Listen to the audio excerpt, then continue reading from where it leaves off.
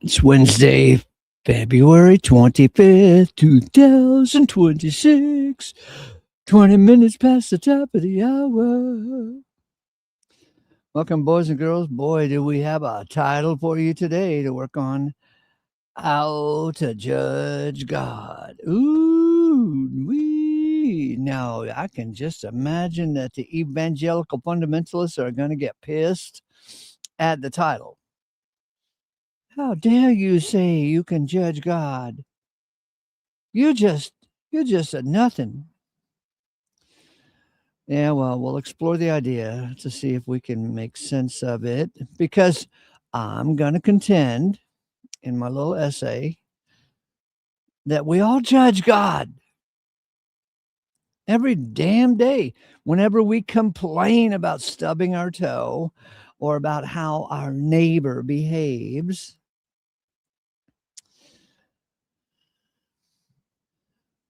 or about our child throwing up in the middle of the night, or whenever we complain about getting a letter from the agent, we're judging God. And that, all the atheist boys who say there is no God, they still, in a sense, whenever they hear something spiritual or non-spiritual, whatever, they say, if I were God, I wouldn't do it that way. See, we all have a bigger, better idea. Anyway, we're going to have fun with it. Donna, thanks for showing up. And Deborah, thanks for showing up. And Halsey and Lawrence, thanks for showing up. Rejoice. Amen.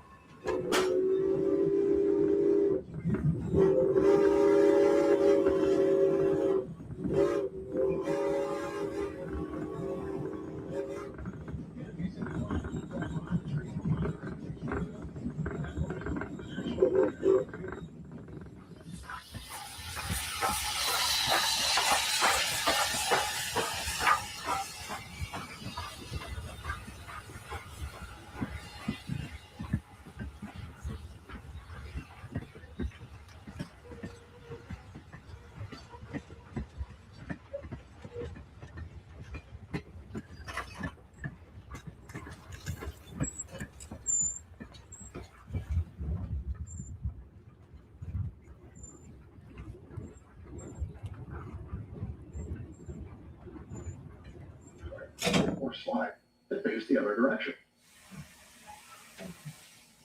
We still ask that you do not walk from car to car or stand on the end platforms of the cars.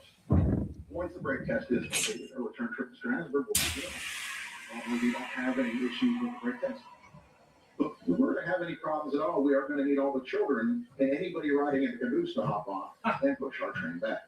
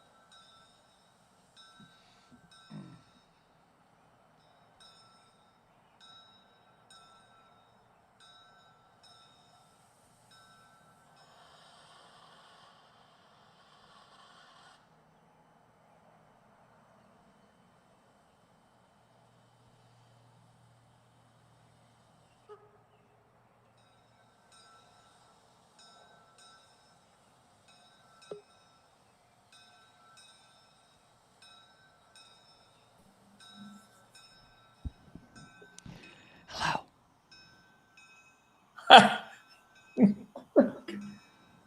You're funny.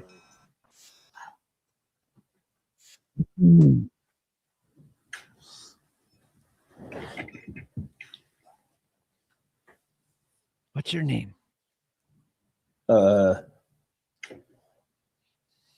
I I hang on thought a so. minute. I thought so. You don't even know how to judge your own name. How are you going to judge God when you don't even know how to judge your own name? Yeah. How you doing this morning, Chief? Fine. Hang on just a second. I'm doing something. Anyway. Yeah.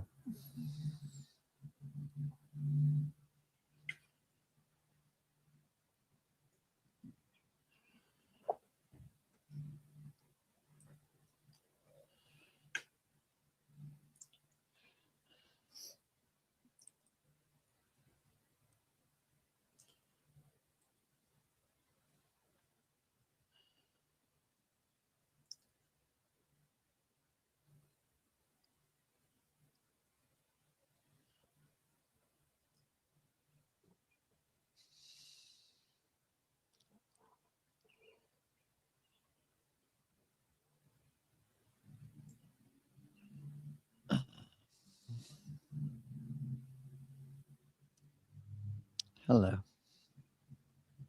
Hello. Hello. What's your name? My name is David Wildheart of Liverpool. Oh Don't my you guess God. it. I am not qualified to talk to you. How's it going? Pretty good. Cool. Well, sir.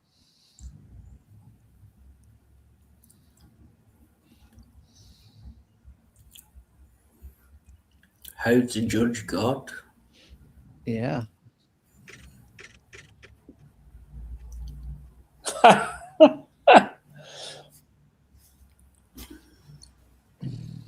The art and science. I love it. Hi, Sean. Good seeing you. Good to see you, my brother. Good to see you. Cool.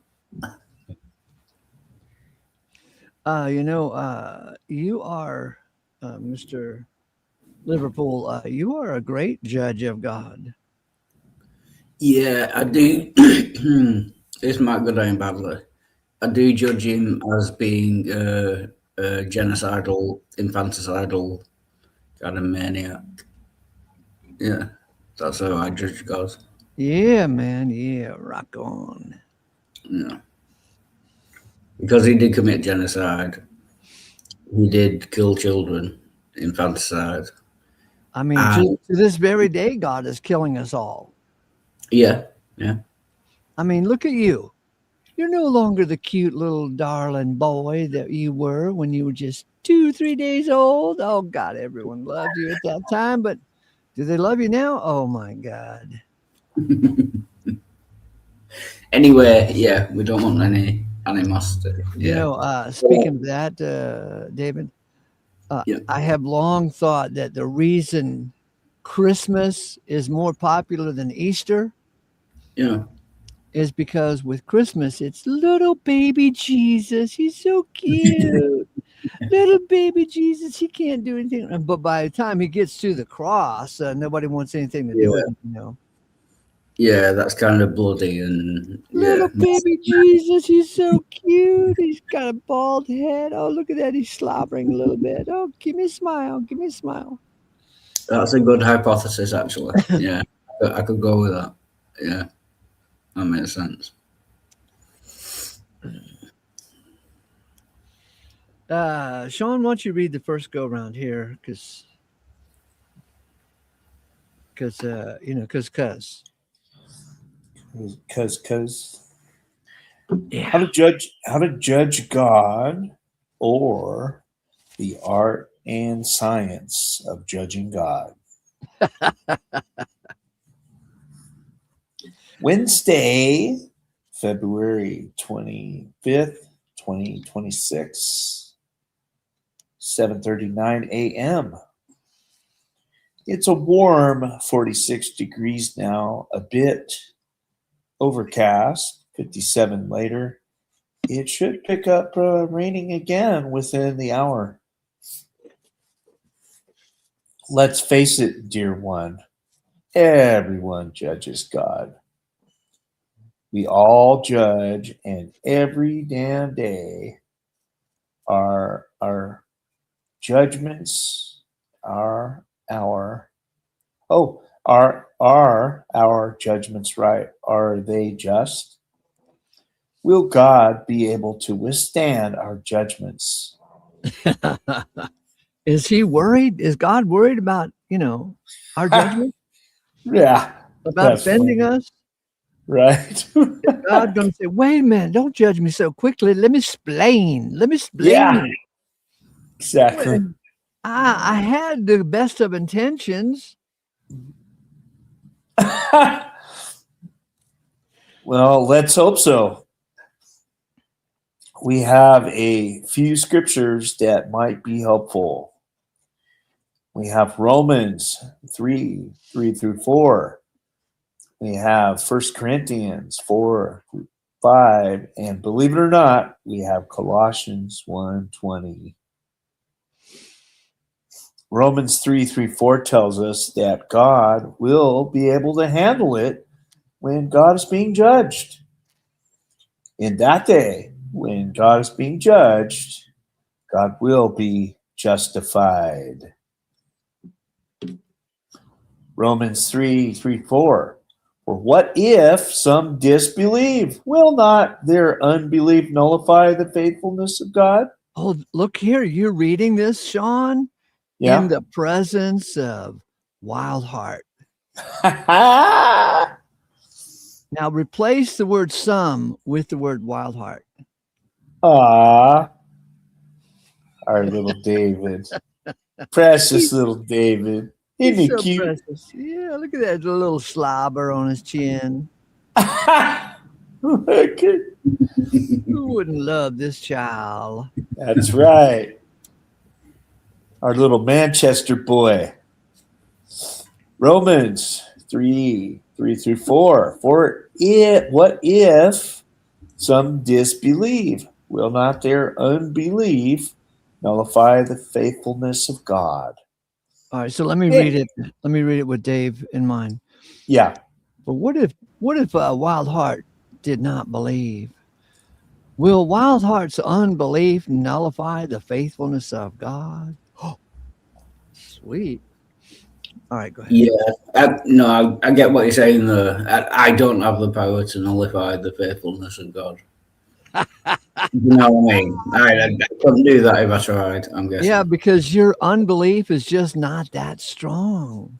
Yeah. It might flip over to belief at any given moment. You know what I mean? Yeah. Your unbelief is based on,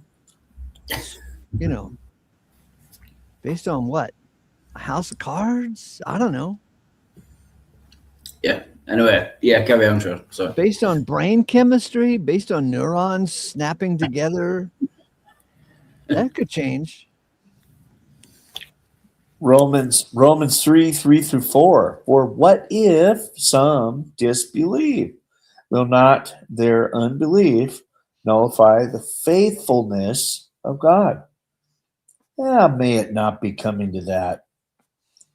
Now let God be true, yet every man a liar, even as it is written, that so thou shalt be justified in thy sayings, and shalt be conquering when thou art being judged.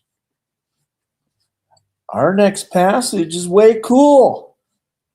1 Corinthians 4:5 says, not to be quick to judge, implying, of course, that if you are quick to judge, you'll likely, amen. There we go. You'll likely come to the wrong conclusions. 1 Corinthians 4:5. So that be not judging anything before the season, till the Lord should be coming, who will also illuminate the hidden things of darkness and manifest the counsels of the hearts. And then applause will be coming to each one from God. The King James Version, the King James says, judge nothing before the time, for every man will have praise from God. Wow. Can you believe that, Wildheart? yeah, I can't see me getting much praise from God, to be honest. I can. Yeah. I can see you getting praise from God. Thank you. Yeah. 1 Corinthians 4:5, King James Version. Therefore judge nothing before the time until the Lord come, who both will bring to light the hidden things of darkness and will make manifest the counsels of the hearts. And then shall every man have praise of God. Mercy. Number one, we all judge God. Let's face it. We can't help but judge God by what we think we know. We're born. We grow up a bit. We learn to tie our shoes. And someone comes along who doesn't tie their shoes the way we tie our shoes. And we think they are doing it wrong. Yeah, and that's the truth. They're doing it wrong. What the hell?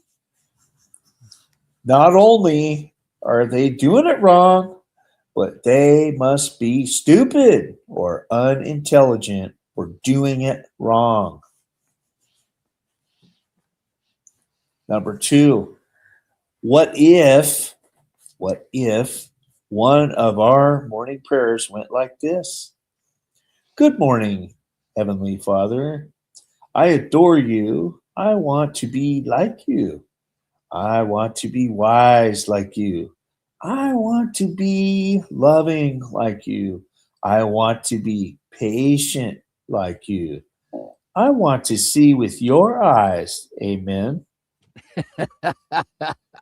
Guess what? That's not Jill's prayer. He would never pray that prayer. Yeah. Jill would say, I want to burn sinners in hell like you. I want to condemn really quickly like you. Oh, yeah. Oh, you just brought a flashback from my Roman Catholic days. Is that a song as well? I want to be like you. I want to be wise like you. I'm sure that's a hymn or a song or something. Yeah, maybe. Number 3, what if the judgments of God were a good thing? I mean, a really good thing. Admittedly, most of us come into this journey of faith through evangelical fundamentalism. And that brand of Christianity tells us all day long to avoid God's judgments, as God's judgments are scary. And they give us a formula, a list of do's and don'ts that we do them. Will spare that's right. That if we do them, will spare us from the judgments of God. Well, I call bullshit on that line of thinking. These days, I say the judgments of God are lovely and trustworthy, and we want more of the judgments of God, not less. Yes, sinners can and will trust the judgments of God, for God's just judgments will make all things right, and the sinners will adore God for being right after all. Number 4, meanwhile, we are stuck on the earth making judgment calls the best we can with the itty-bitty brain cells we have. And we just don't know. We just don't have the whole picture yet. Lord have mercy. Way back in the 1980s, I had a girlfriend, and she was the love of my life. It was never going to work out between us. But you know, the heart springs eternal. The heart springs eternal, or some such. Anyway, a strange and wonderful thing happened in our relationship. There were times when I did not hear from her for days at a time. And if I did not hear from her for 3 or 4 days at a time, I assumed the worst. I assumed she hated me. I assumed she had called it off without telling me. It was frightful. Judge nothing before the time, says 1 Corinthians 4:5. You see, I was torturing myself with the absence of information to assume the worst. Was it over between us when I did not hear from her? No. Did she hate me when I did not hear from her? No. We went on to have a great relationship for many years to come. But I bring it up to tell you it's just natural to assume the worst with a lack of information. Judge nothing before the time, says Paul in 1 Corinthians 4:5. You see, God in 1 Corinthians 4:5 is going to have kind words and kind judgments for everyone as far as the eye can see. Judging God is a thing. We all must judge God. But judging God too quickly is a sticky problem. Right now, we are judging God, but we're not really qualified to judge God. I love that. We all judge God haphazardly. Why did you make me thus? Comes to mind Romans 9:20. God will prove himself to be wise and loving. Yes, he will. But we can't say that. We can't say that when we are spoon-fed the doctrines of eternal conscious torment or permanent annihilation, as our Christian pals do to us. But if somehow, some way, we can find ourselves over the Colossians 1:20, over in. Okay, yeah. Okay, but if somehow, some way, we can find ourselves in Colossians 1:20, God's judgment over in Colossians 1:20, God's judgment of us and our judgments of God will finally make sense. For there we learn of a great reconciliation coming in, which all will be reconciled to all and with all. Colossians 1:20, and through him to reconcile the all to him, making peace through the blood of his cross. Through him, whether those on earth or those in the heavens, God will be reconciled to his creatures. His creatures will be reconciled to God, and his creatures will be reconciled to each other.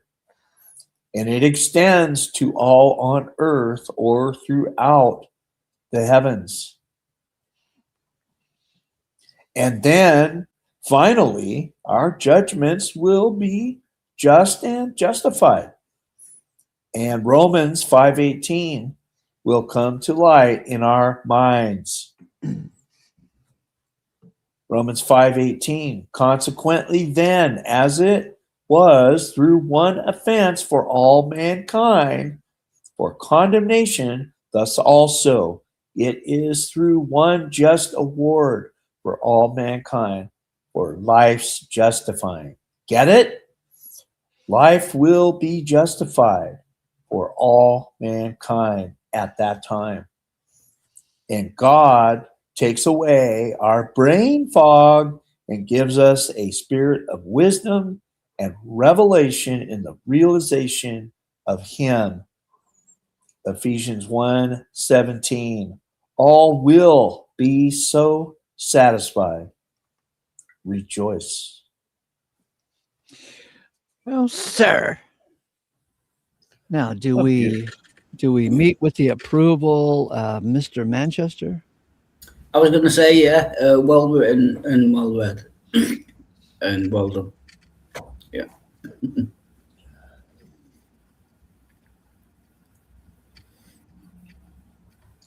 That was a great essay. Thank you, Ace.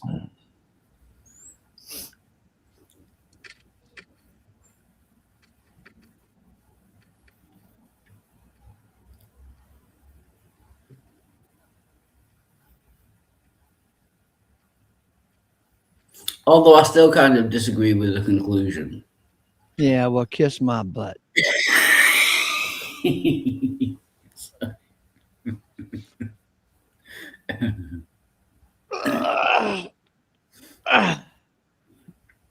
All right, go ahead and read it, Wildheart. Let's see if it makes sense to you, since it'll be coming into your eyes, filtering through your brain, and then coming out your mouth. Yeah.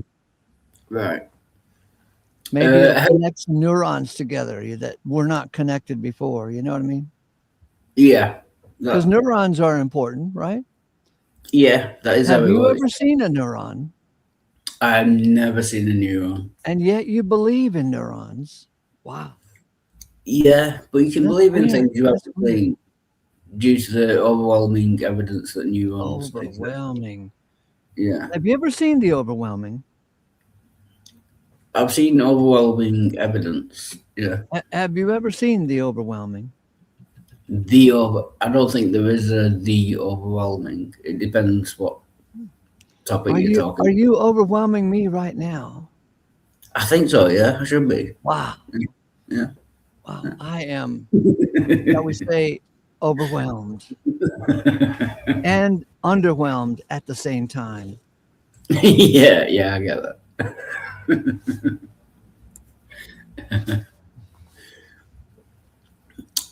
How to judge God? Oh, sorry. Are you making a fight? Do you want me to wait? No, I want you to go. On your mark. Get set. Go. How to judge God, or the art and science of judging God. Wednesday, February 25th, 2026, 7:39 a.m. It's a warm 46 degrees right now, a bit overcast, 57 degrees later. It should pick up raining again within the hour. Let's face it, dear one. Everyone judges God. We all judge God every damn day. Are our judgments right? Are they just? Isn't that a funny little sentence? We all judge God every damn day. Yeah. I mean, I feel judgment in that sentence just by itself. But we can't help it as well. Do you know what I mean? Yeah. You can't help but judge anything. That's what we do. Yeah. Are our judgments right? Are they just? Will God be able to withstand our judgments? Well, let's hope so. We have a few scriptures that might be helpful. We have Romans 3:3-4. We have 1 Corinthians 4:5. And believe it or not, we have Colossians 1:20. Romans 3:3-4 tells us that God will be able to handle it when God is being judged. In that day when God is being judged, God will be justified. Wow. I have a question. I have an answer. We ought to get together sometime and exchange our questions for our answers. I was just going to ask, when it says in the day that God is being judged, is that the same day that God judges humans? Is it like a two-way thing? Do you know what I mean? Well, it's in the way I'm using it, it's a figure of speech, right? It could be a day in the future, or it could be tomorrow. Yeah. It's just an event day, right? Yeah. But Now, I personally believe that from the scriptures, we can talk about 3 days, right? Yeah. Most everyone says, oh, there's 7 days in the week, Monday, Tuesday, Wednesday, Thursday, right? But there is a line of thinking in Paul's letters and in the New Testament in which we could say there are 3 days. Yeah. And right now we're in man's day. That is a phrase. So That is the phrase from Paul's letters. We are in man's day.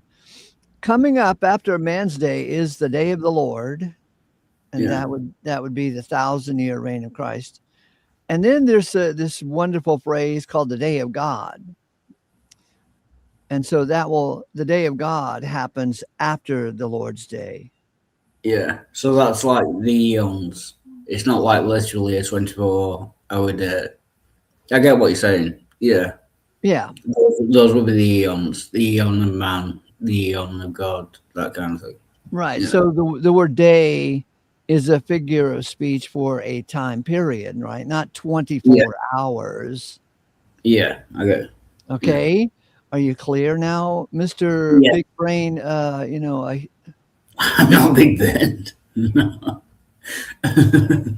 In that day is just a grand and glorious figure of speech. I'm sorry I can't be more pedantic for your pleasure, but I have points to get to and a long way to go. Right, I think we're up to Romans 3:3-4. For what if some disbelieve? Will not their unbelief nullify the faithfulness of God? May it not be coming to that. Now let God be true, yet every man a liar, even as it is written, that so thou shouldst. Oh, that's got to be a wrong spelling. No, it's Old English. Is it? Right. Very, very Old English.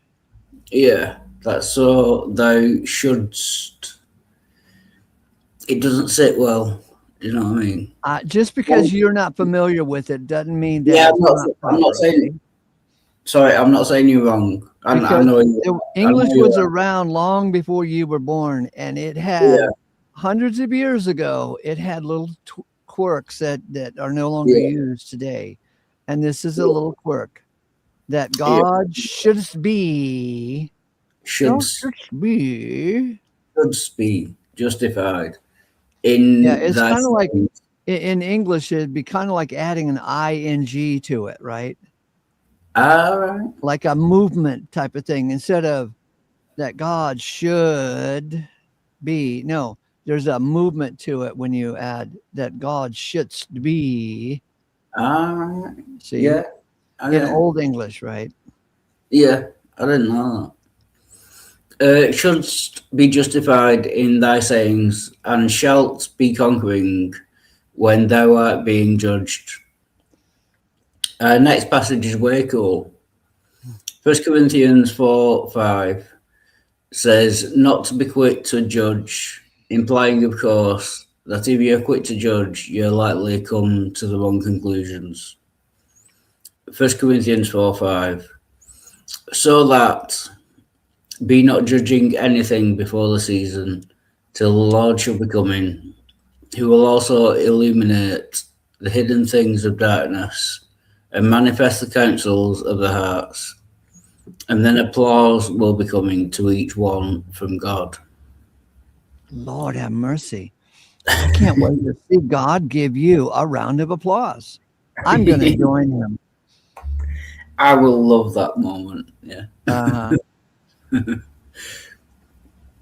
The King James says, judge nothing before the time, for every man will have praise from God.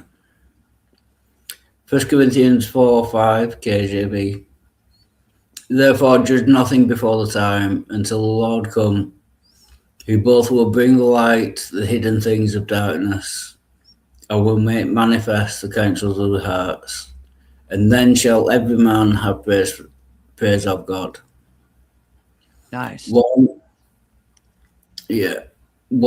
we all judge God, let's face it. We can't help but judge God by what we think we know. We're born, we grow up with it, we learn to tie our shoes, and someone comes along who doesn't tie their shoes the way we tie our shoes, and we think they're doing it wrong.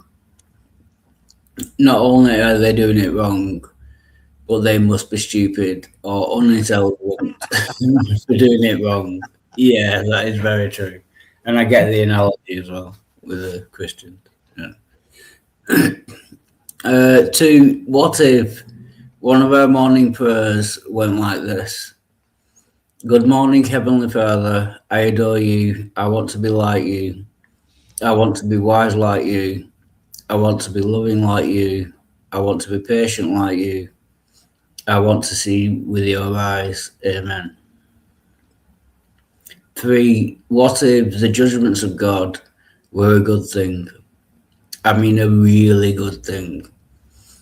Admittedly, most of us came into this journey of faith through evangelical fundamentalism. And that brand of Christianity tells us all day long to avoid God's judgment, as God's judgments are scary and they give us a formula, a list of do's and don'ts that, if we do them, will spare us from the judgments of God.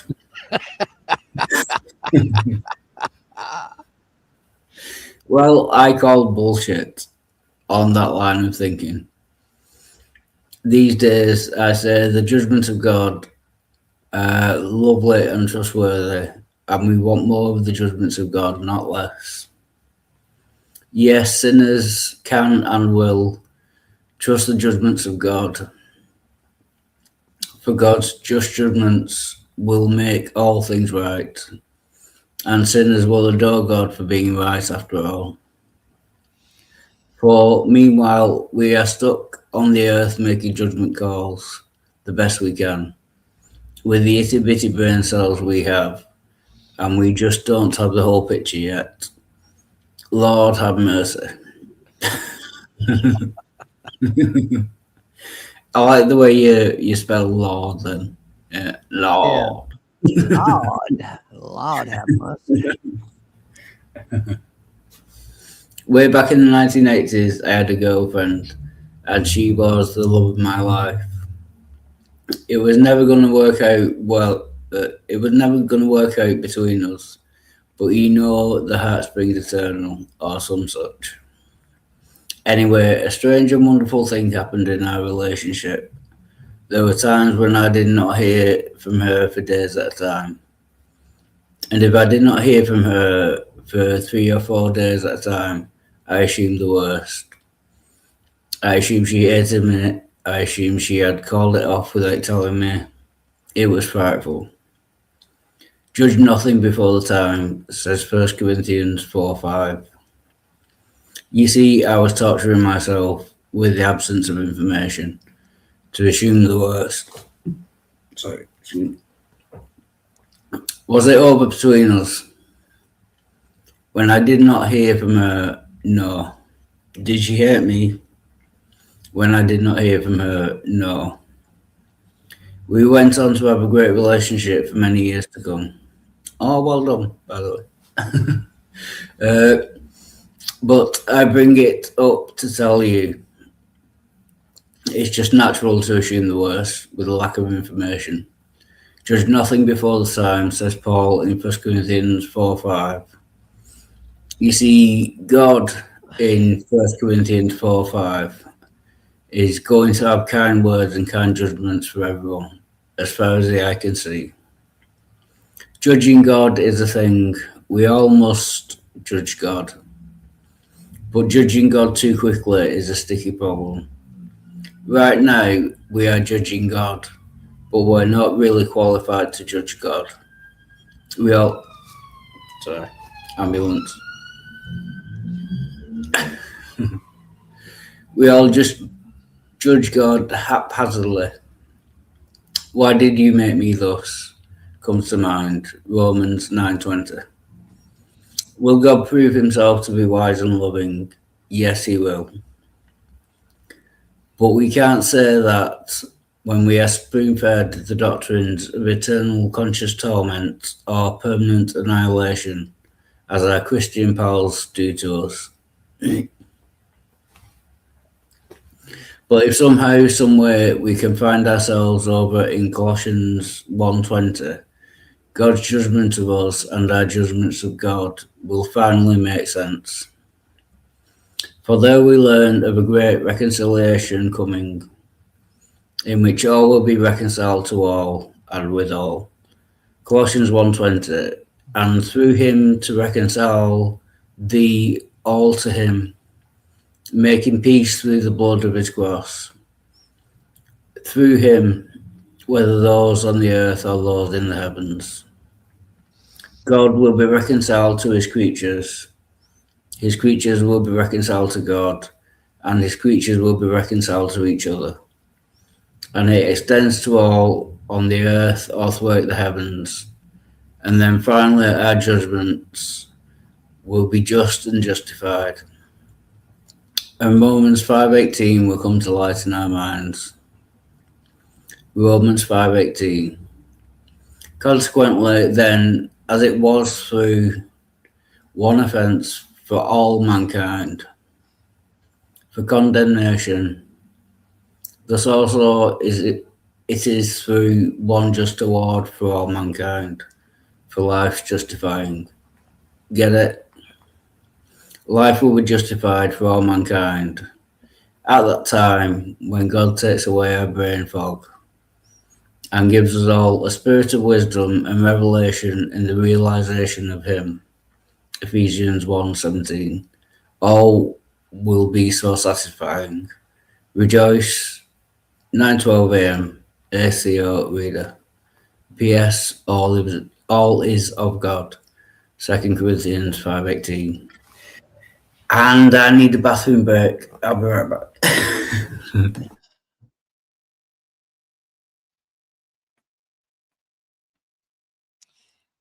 How do you like them apples there, Sean Eagle? It was awesome.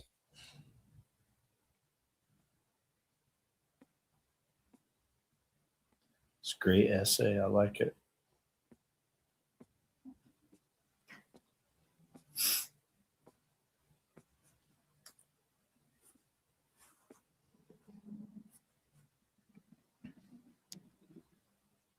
So limited we are. That is a fact. Yeah.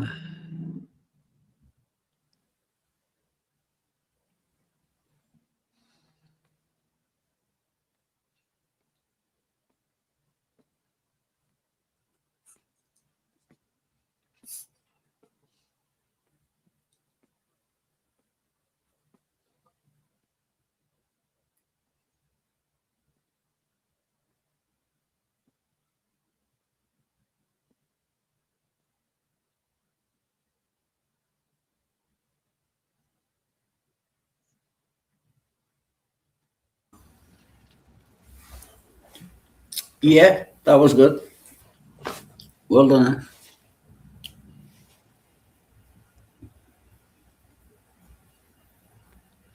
So my project here, David, is to help you judge God.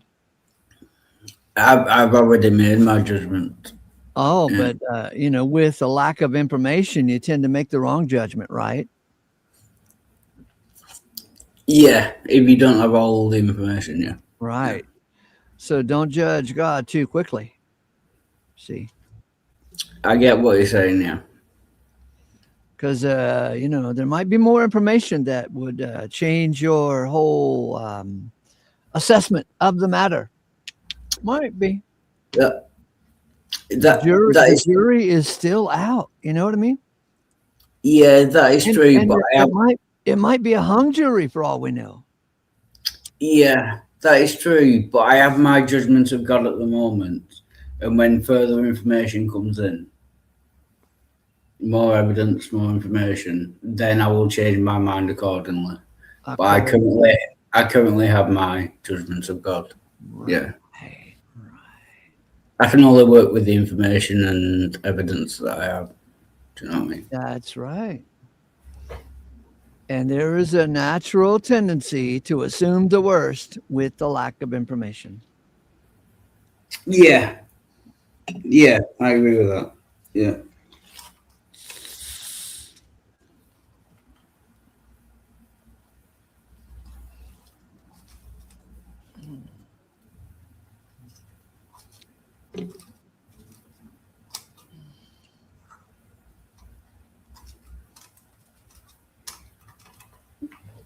And not to cause an argument, but I do struggle as to what new information or evidence could come in that makes like genocide okay, or Well, okay, I'll give you since we're both on the jury panel right now, we're behind closed doors. Nobody can, judge us Yeah. for judging God, right? Right. yeah, So, so the genocide, I think you got the wrong notion about this genocide business yeah. because you think that was some damn special event.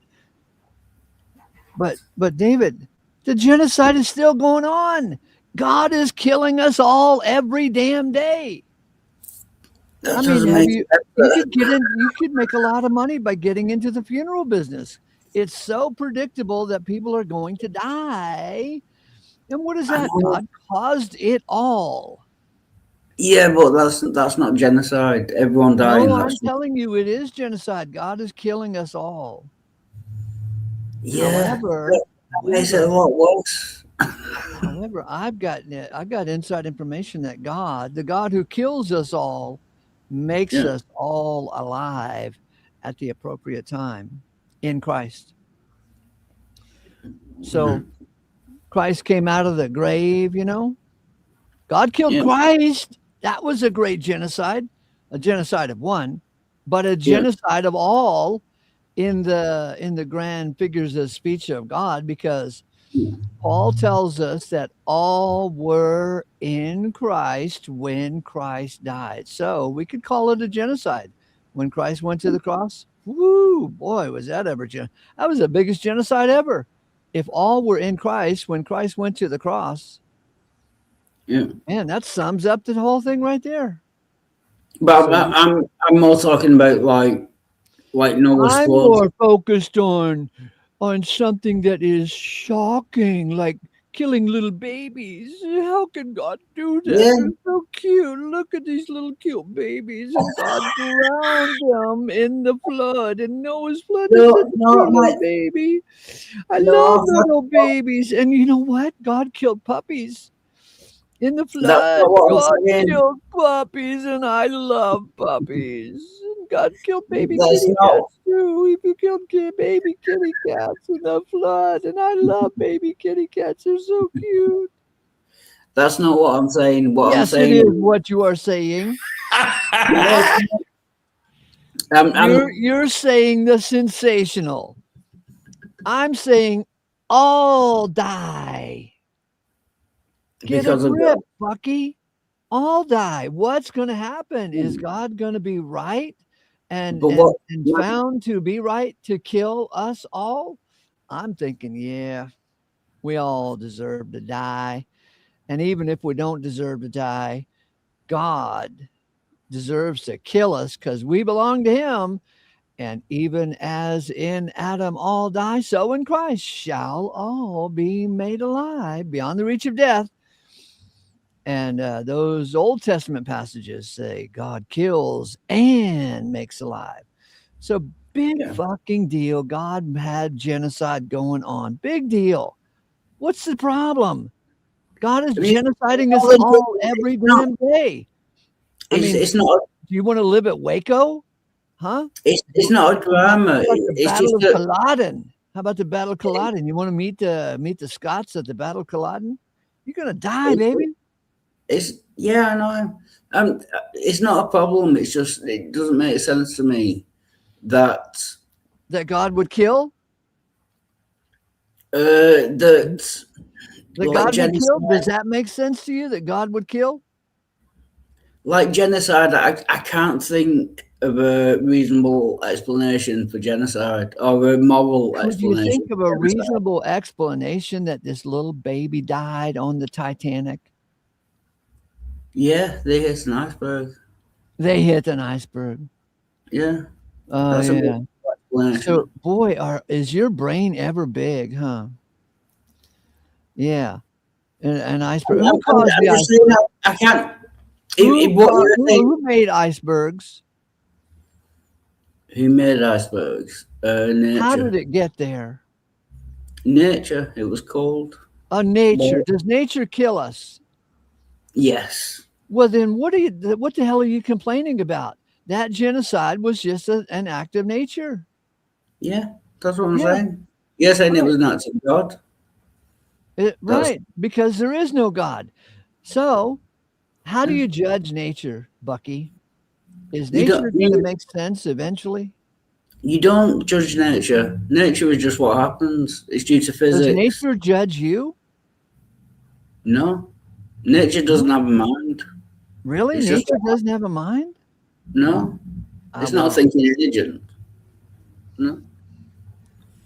Oh, welcome. I'm presuming that's Richard Manson in the side chat. Just going off the icon. It's a different name. It might not be Richard Manson. Sorry.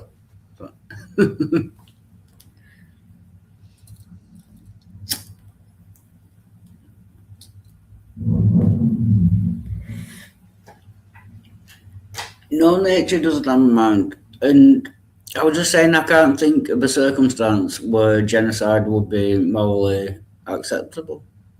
really? But you're saying there is.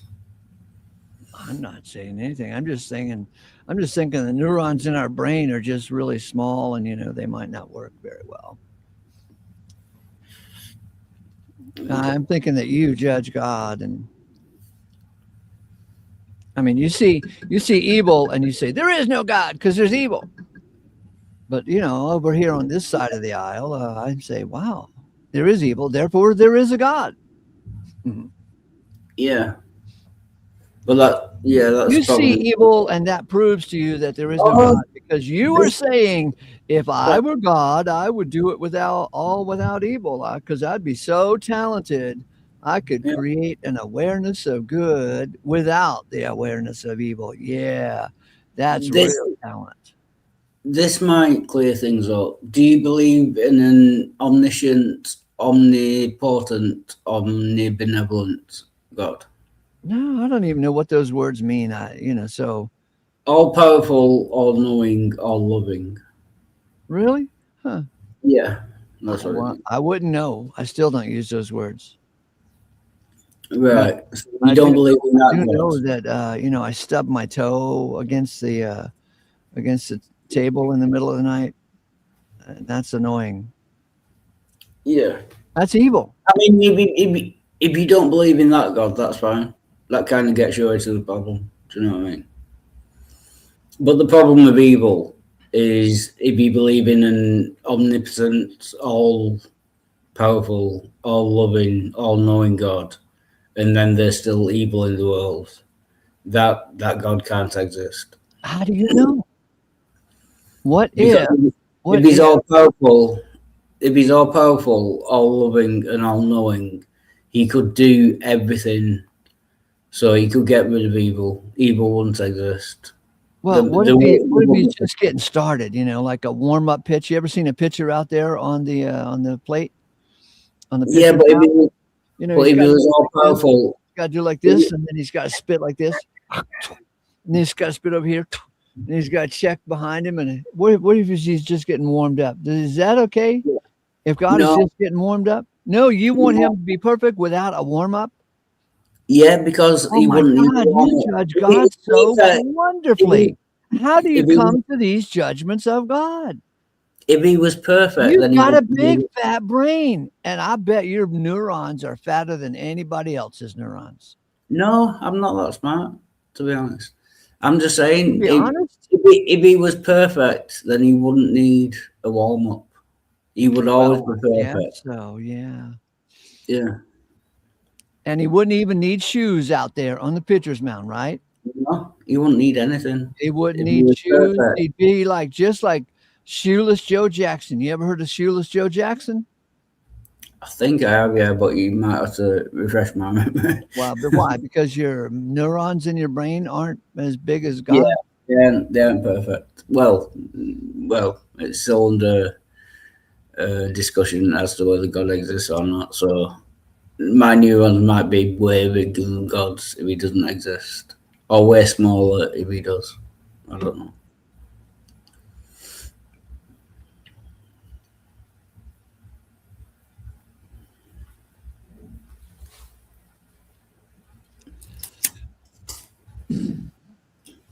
I love it that you judge God, and then yet you say God doesn't exist, but then you judge God, and then you say He doesn't exist. I never said God didn't And then you exist. judge God, and then you say He doesn't exist, and then you judge God. I- and you say, I never said God didn't exist. I said I don't know whether God exists or not. but yet you judge God, and then you say, I don't even know if He exists. And then you judge God, and then you say, I don't even know if He exists. And then you judge. So you exist, therefore God exists. Ha ha. That doesn't follow. No, I could So exist what? with it. And so what? Does it have to follow? I mean, with the lack of information, we do assume the worst, right? No, to be logical, it does have to follow. To be I logical. could exist. I To could be exist. fair, with the lack of information, we shouldn't judge anything before the time. To be fair, if we don't know that there is a God or there is not a God, then to be fair, But how do you know? How do you know when the correct time is to judge something? you got me, baby. I'm just winging it here. Yeah, me too. I'm glad- Anyway, yeah, we can change topic if you want. I don't want to be a nuisance. So No, yes, you do want to be a nuisance. You live I for do want to be a nuisance. Yeah, I do. That's right.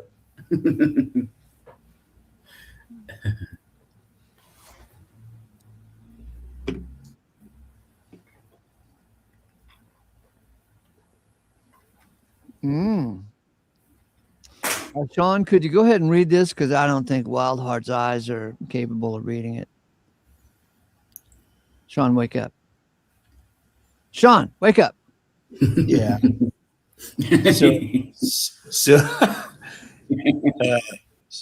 So Lauren writes, Wildheart must believe God exists, or we wouldn't condemn him for being a genocidal maniac, murdering what does it say? Murdering Hatfield evil being.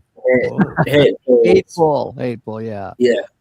But I like Hateful, Hatfields because the Hatfields were The Hatfields and McCoys, baby. Uh-huh. Yeah. That was a hate fest. Mm-hmm. No. What I'm saying is, if No.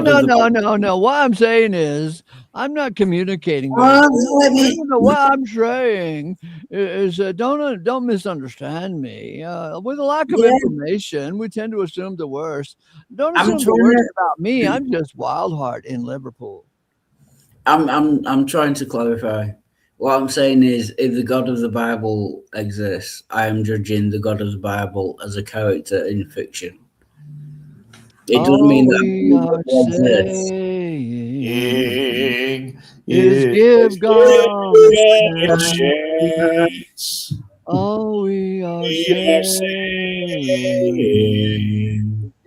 is give God a chance. All we are saying is give God a chance. Where's John Lennon when you need him, man? Come on. God killed him in genocide.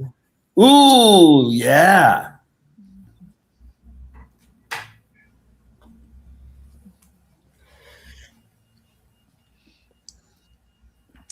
What was that song he wrote about? Maybe there's no heaven. Oh, Imagine? Yeah, Imagine, that's it. Yeah.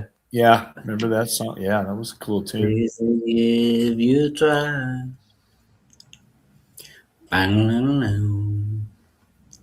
That's a great song, actually. Yeah.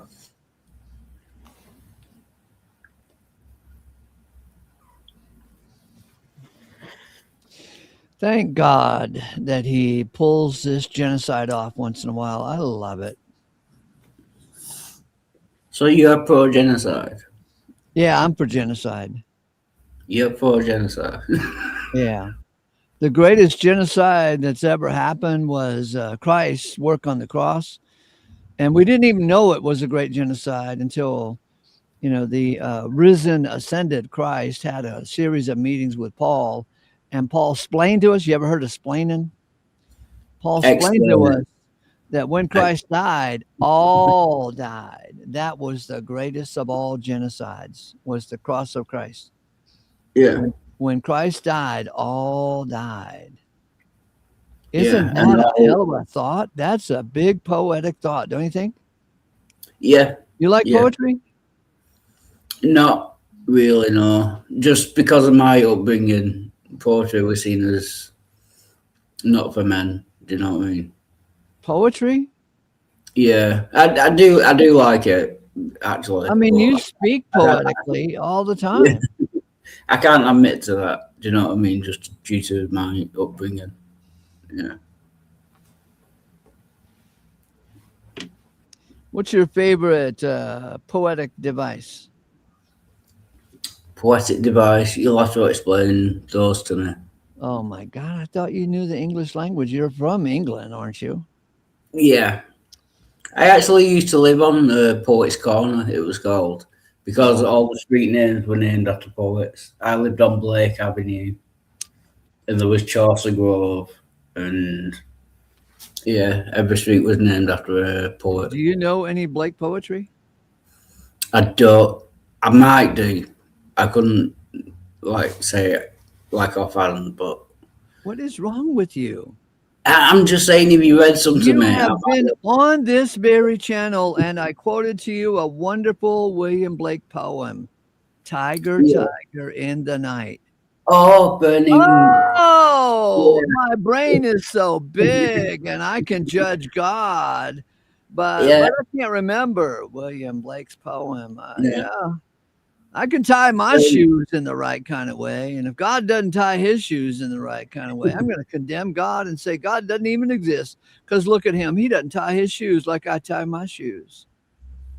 Yeah, burning in the fire of the night. Is that it? Or something like that. Yeah. Well, that is lovely poetry. And you know what? Blake makes me believe in God. Yeah. I don't even need your Bible. Yeah. That's cool. You love the Bible because it gives you something to argue about. Yeah, pretty much. Yeah.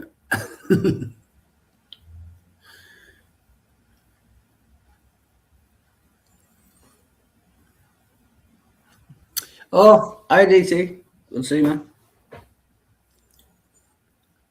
Does God wear Prada?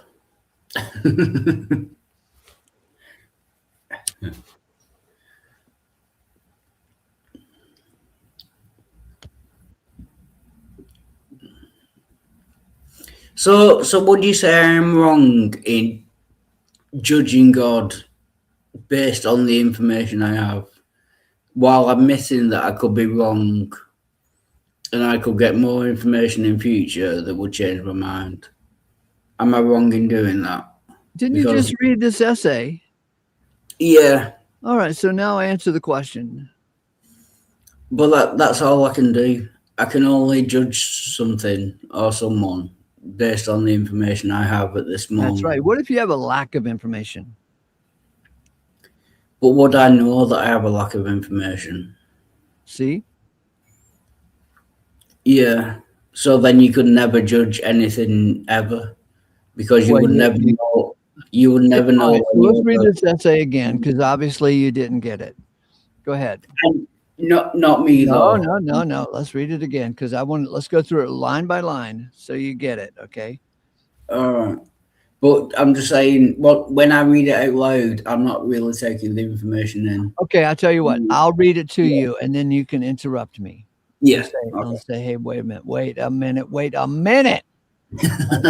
Say it just like that, okay? Yeah. 3 times. And each time gets a little louder, okay? How to judge God. Wait a minute.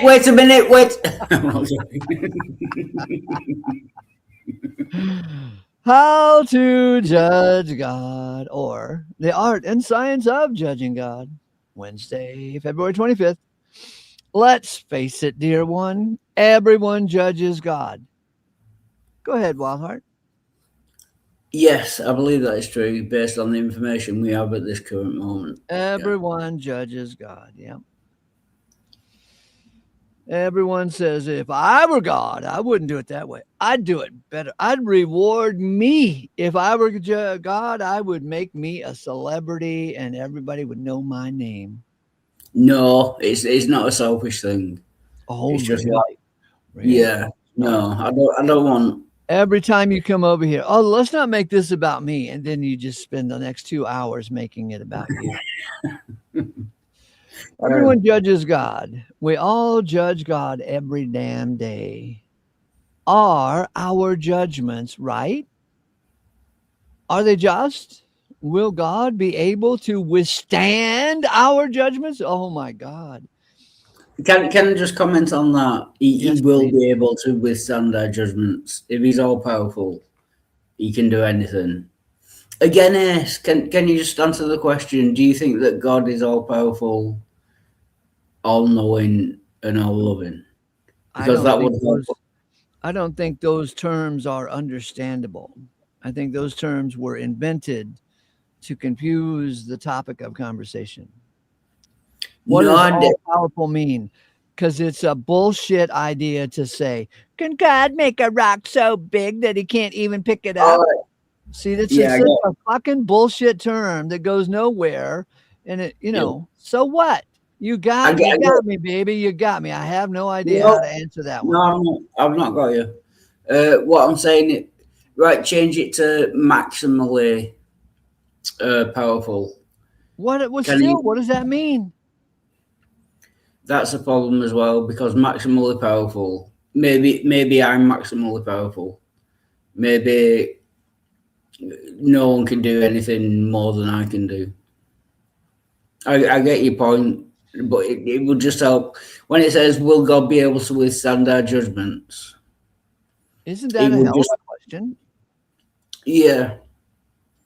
It would just be useful to know whether you think God is like omni maximally powerful. Those terms. Yeah. Any idea what you're going on about? I think your brain is too big for me to handle. Okay, so where are we? Will God be able to withstand our judgments? That's that. But that was my point.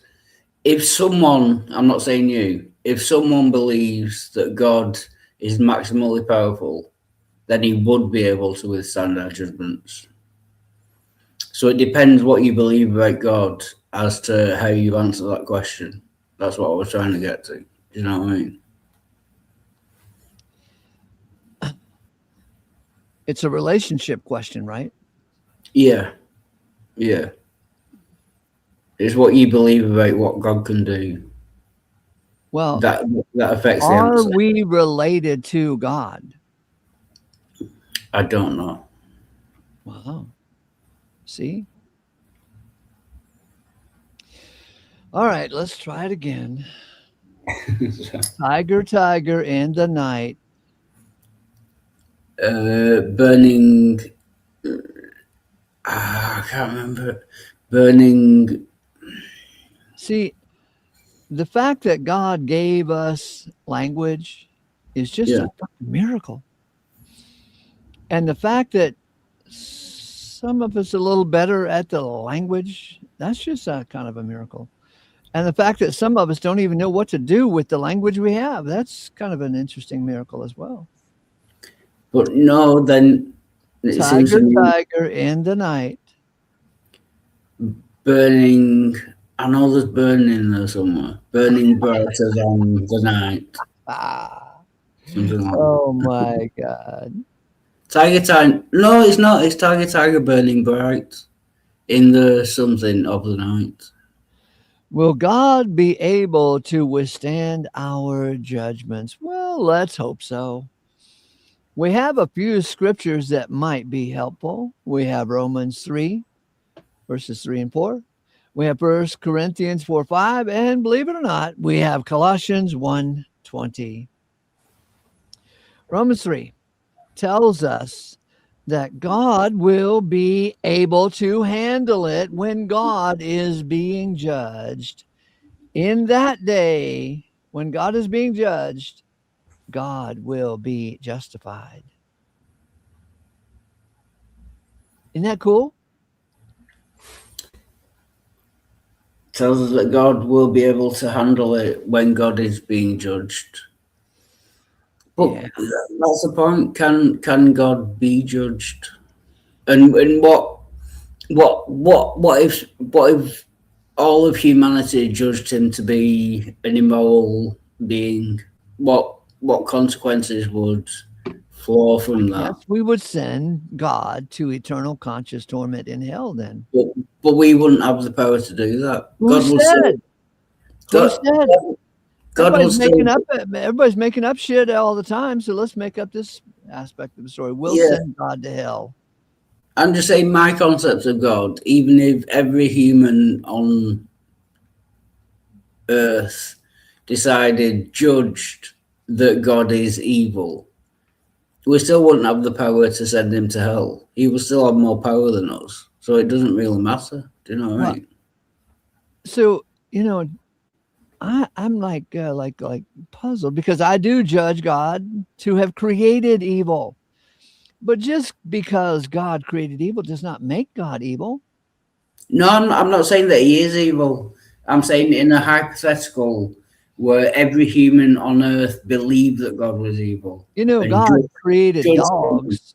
God created dogs, but that doesn't make God a dog. No, what I'm saying is, if every human on earth judged God as being evil, we still won't be able to do anything about it because he's more powerful than us. We still couldn't send him to hell. Are you It's sure? not like it's not like a democracy. Oh, You know, it's not like a democracy. No. All right, so let's try this again. Romans chapter 3, verses 3 and 4 tells us that when God, that God will be able to handle it when God is being judged. Period. Do you like periods? Yeah, full stops what you call them. Yeah, But, yeah. Yeah. They're kind of like cool, right? They're kind of like commas, but different. Yeah. Plus the next letter has to be in capitals, which I like personally. In that day, when God is being judged, God will be justified. Sweet. Tell me more. See, that's a claim. What if 51% of the world's population came back and said God is evil and I don't like him? That is at least possible. So how can Romans, whatever it was, say that God will be justified? They can't know that before taking a vote. And as far as I know, there hasn't been a vote. I'm glad that you established that your brain is little and the neurons in your brain don't fire correctly all the time. So that we can ignore bullshit when we hear it coming out of your mouth. That's not an answer. That's kind of an ad hominem saying that I'm stupid. What I'm saying is, what if we took a vote tomorrow and 51% of the world's population came back and said that God is evil and he is not justified?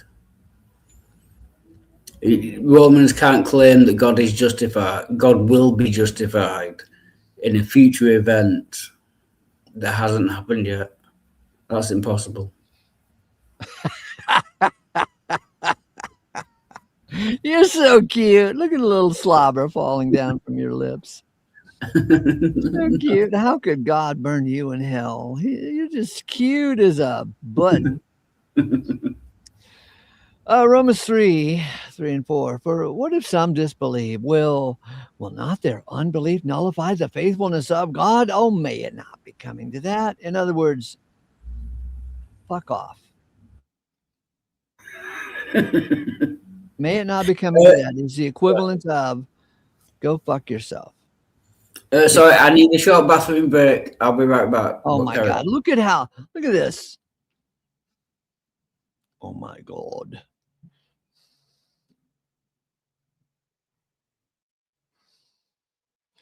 Oh my God.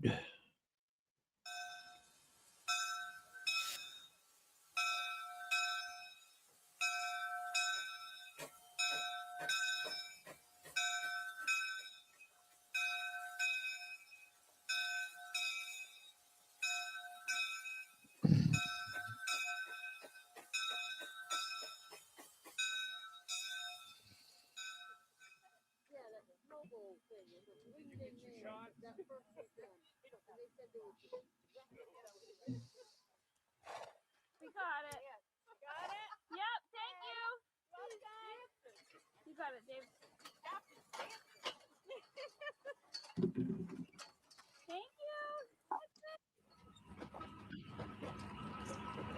Mr. Souls, What's up, brother? I love you.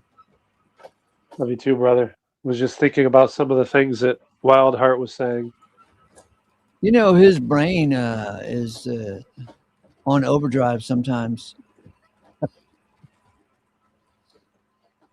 Wild Heart, do you play an instrument?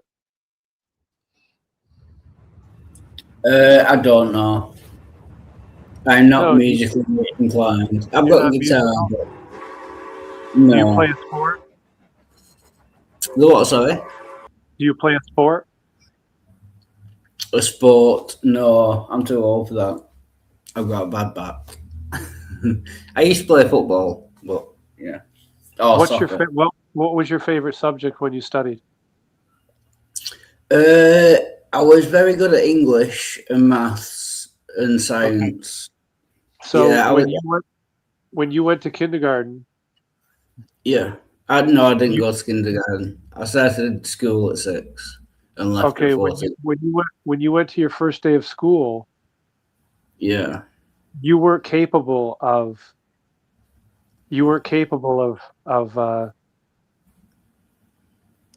reading any of the books that were there. You had to learn from day one.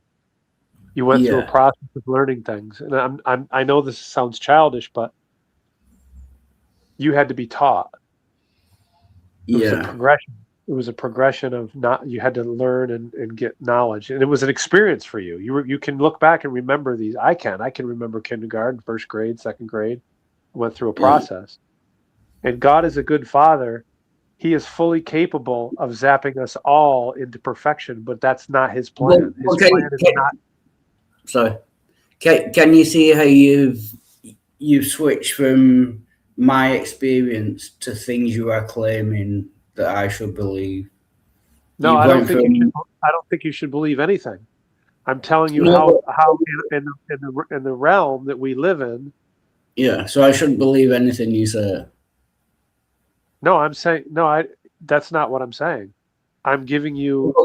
Can you see how you switched from my experience of going to like primary school? We call it. Sorry, there's a language thing there, which I have direct knowledge of, direct experience of.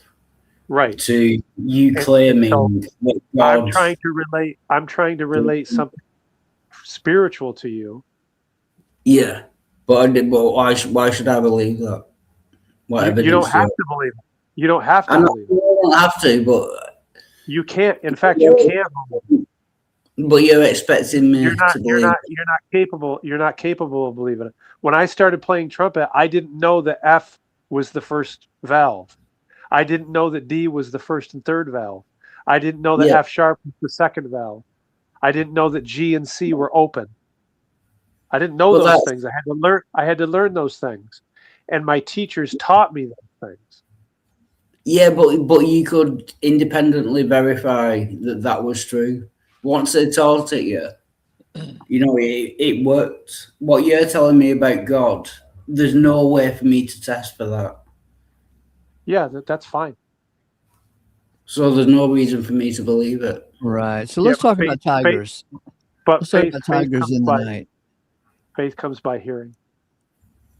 Oh, that's right. You could hear something. Yeah. That might tickle your fancy. Faith isn't something that you just reach up into the ether and grab. It's given to us. And I think faith is a useless tool because you could believe anything on faith. I could believe the Bible is true on faith. I could believe the Bible is false on faith. Yeah, that's fine. So faith is not reliable. Wild Heart. Yeah. Do you have the faith that we want to talk to you? Yeah. Okay, so let's talk. Do we have to be as goddamn pedantic as you want us to be? Pedantic? I don't think it's... do we have to explain every sentence, every comma, every word, every verb, every noun, every preposition? No, Do I have to explain everything so that you can get it as if you're still 5 years old. I am pedantic, but on this occasion, I don't think I'm being pedantic.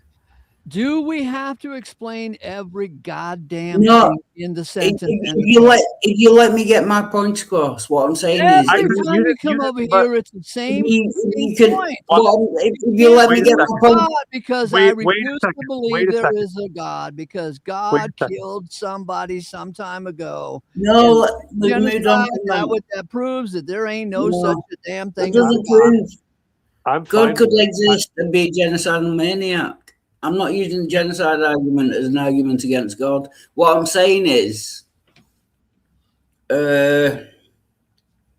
faith is a useless tool for working out what is actually true. The point, Wildhouse, Because you the can point when believe you anything on interrupted me, faith. my point wasn't faith.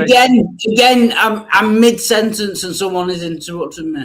That's Yeah, because rude. you interrupted me. You interrupted me mid-sentence. Right. I Go couldn't on. even finish what I was saying. What were you saying? I apologize. I'm not going to finish what I'm saying because you don't want to. You're not willing to hear what I had to say. I Well, came why into. interrupt me then if you're not going to finish what you were saying? That makes no sense. Why No, interrupt me to say you're not it going to finish what you were saying? It makes total sense to me. To you. Stubbornness makes total sense to me because we've been locked down into it. So you admit that you are stubborn? Absolutely. I'm more stubborn than you, motherfucker. Way more stubborn than you. I like that, actually. Yeah. We're all stubborn. We're all stubborn. We're locked into it. And it's very hard to get out of at times. Right. All I was saying that faith is a useless tool for working out what is actually true, because But you can believe. that wasn't the direction I wanted to go, though. The direction I want. I don't care what direction you wanted to go. I'm just stating my opinion. Okay. So I was with trying that to opinion, state excuse me. mine. I was trying to state my opinion, and you interrupted me. Jack. So I will. Hey, Right. English boy. I If apologize. faith is a useless thing, right? Why in the fuck are you over on this channel talking to a bunch of faith boys? Get the hell out of here and go find something more useful to do than talking about faith, because faith is a useless thing. Hello, Dennis. No, I just think it's very short-sighted to live in a world where we are in some sort of process where we're constantly having to learn and grow to even navigate this realm. Yeah. And our parents, first the natural, our parents didn't hand us everything day one. They did not do that because they had wisdom from somewhere. It was probably the higher mind of their parents and their parents and their parents, if they were raised properly. And their parents disciplined them, taught them, sometimes actually, corrected them harshly. Mm-hmm. And we've been exposed to a realm where we are being disciplined in the eons, taught, disciplined. We're being exercised by evil, the Bible says, and good. Mm-hmm. And to think that God because he's all powerful, could just zap everybody in a magic show and make everything perfect. What would be the point of the experience? It would be boring as hell. Adam was already in that experience, and God said, okay, I'm going to expose you to the tree of the knowledge of good and evil. And thus the journey began. I wasn't even talking about faith. I was talking about the natural. First, you will understand the natural, and then you may grasp the spiritual if you're given the understanding by God to understand it. If not, you'll just withstand the words, and you'll just walk through the eon oblivious to all that's going on in the spiritual realm. Can you prove it? Can I prove it? No, I'm not even going to try to prove it. Pointless to prove it.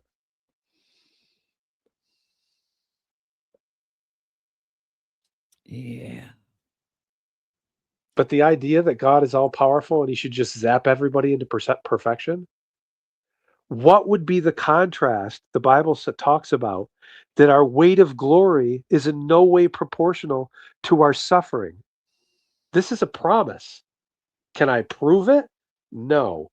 But I can tell you one thing, the frustration that I had trying to learn math, and then after learning math and be able to make change at the register before the kids at the register can even press the button, it's way easier. There's no frustration anymore because I learned it. I was taken through a process. I was taken through an experience. This is what I'm saying I learned. But the suffering that we go through in learning stuff is in no way proportional to the peace that we're going to have once we actually know. And the suffering we're going through in life right now, death, genocides, illnesses, bankruptcies, these are in no way proportional. Am I using the right word there? Mhm. Proportional to the glory that we're going to experience because of that contrast. Life sucks without contrasts. Why do I like women? Because they're not a dude. I mean, this is basic understanding of contrast. This God is giving us contrast. He's blessing us with contrasts. And where Yeah. he's taking us into perfection, our appreciation and our gratitude is going to be so astounding. I mean, go through unemployment and then get a good job. Wow. That's contrast. Yeah. A Go lot of through emotion. having no money, and then having 10 grand in your checking account. I'm going to Mhm. tell you there's a big difference. That's what God is doing for us right now. Of course, he's not going to zap humanity. He's going to take us through the process because he's a good father. That's what good fathers do. That's what I was trying to say. And I said in the side chat, Ace, that right now the orchestra is warming up. Yeah. And if you've ever been in a band, you know what it sounds like when you walk into the symphony hall and everybody's warming up. The trumpets are playing, warming up, the clarinets are, the tubas, the drum. It's a cacophony of discordant noise. Yeah. That's what's happening in the eons right now. The conductor's Uh-huh. waiting in the wings. He's chosen all the players and the instruments and the stage and chosen the audience and built everything. But when you walk into the eons, it's a cacophony of discordant bullshit. But when the Exactly. conductor raises his hands and says, now it's time for all in all, Right. what comes out is amazing. Uh-huh. But you don't know that if the first time you walk into the symphony hall and hear that, you're like, who are these clowns? They're terrible. Well, they're warming up. Give it time. Let the eons progress. God will be all in all, and we're going to play a perfect symphony, but not yet. How do we make any sense out of this? Mhm. Like you said one day, I like me some random. No, I actually don't. I like me some order. I'm done. I had to rant there for a minute. Sweet. Could you read the essay for us? Sure, Excellent. I got time. Okay. How to judge God. I'm sure this is going to piss off our fundamentalist friends. How to judge God. The art and science of judging God. It's Wednesday, February 25th, 2026, 7:39 in the morning. It's warm right now, 46, a bit overcast. It's going to be 57 later. It should pick up raining again within the hour. So let's face it, dear one. Everyone judges God.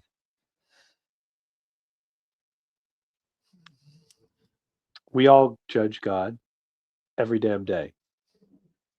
Are our judgments right? Are they just? Will God be able to withstand our judgments? Can I ask why we judge God? Well, we'll read about it, but Yeah. well, let's hope so. We have a few scriptures that might be helpful. We have Romans 3:3-4. We have 1 Corinthians 4:5. And believe it or not, we have Colossians 1:20. That's a good one. But in Romans 3:3-4, it tells us that God will be able to handle it when God is being judged. In that day, when God is being judged, God will be justified. For what if some disbelieve? Will not their unbelief nullify the faithfulness of God? May it not be coming to that. Now let God be true, yet every man a liar, even as it is written, that so thou shouldest be justified in thy sayings, and shalt be conquering when thou art being judged. Wow.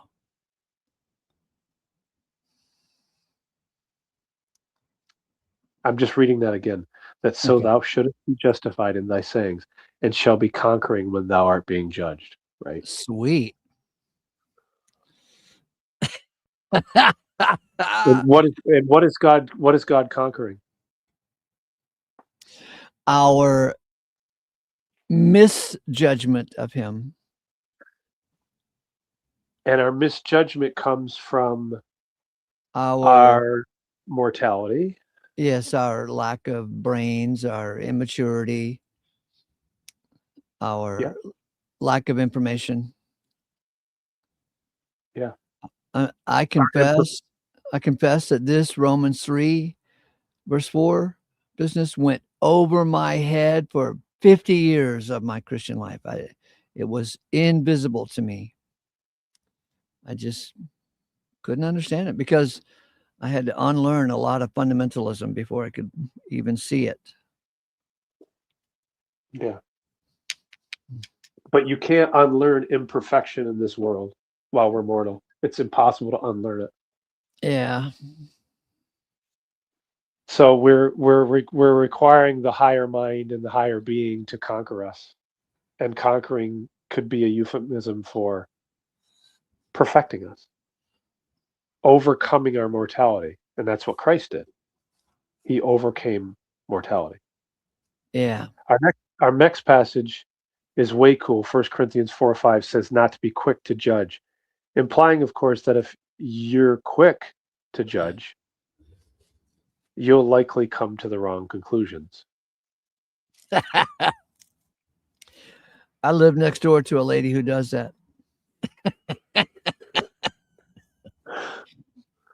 Okay. I think everybody lives next door to a lady who does that.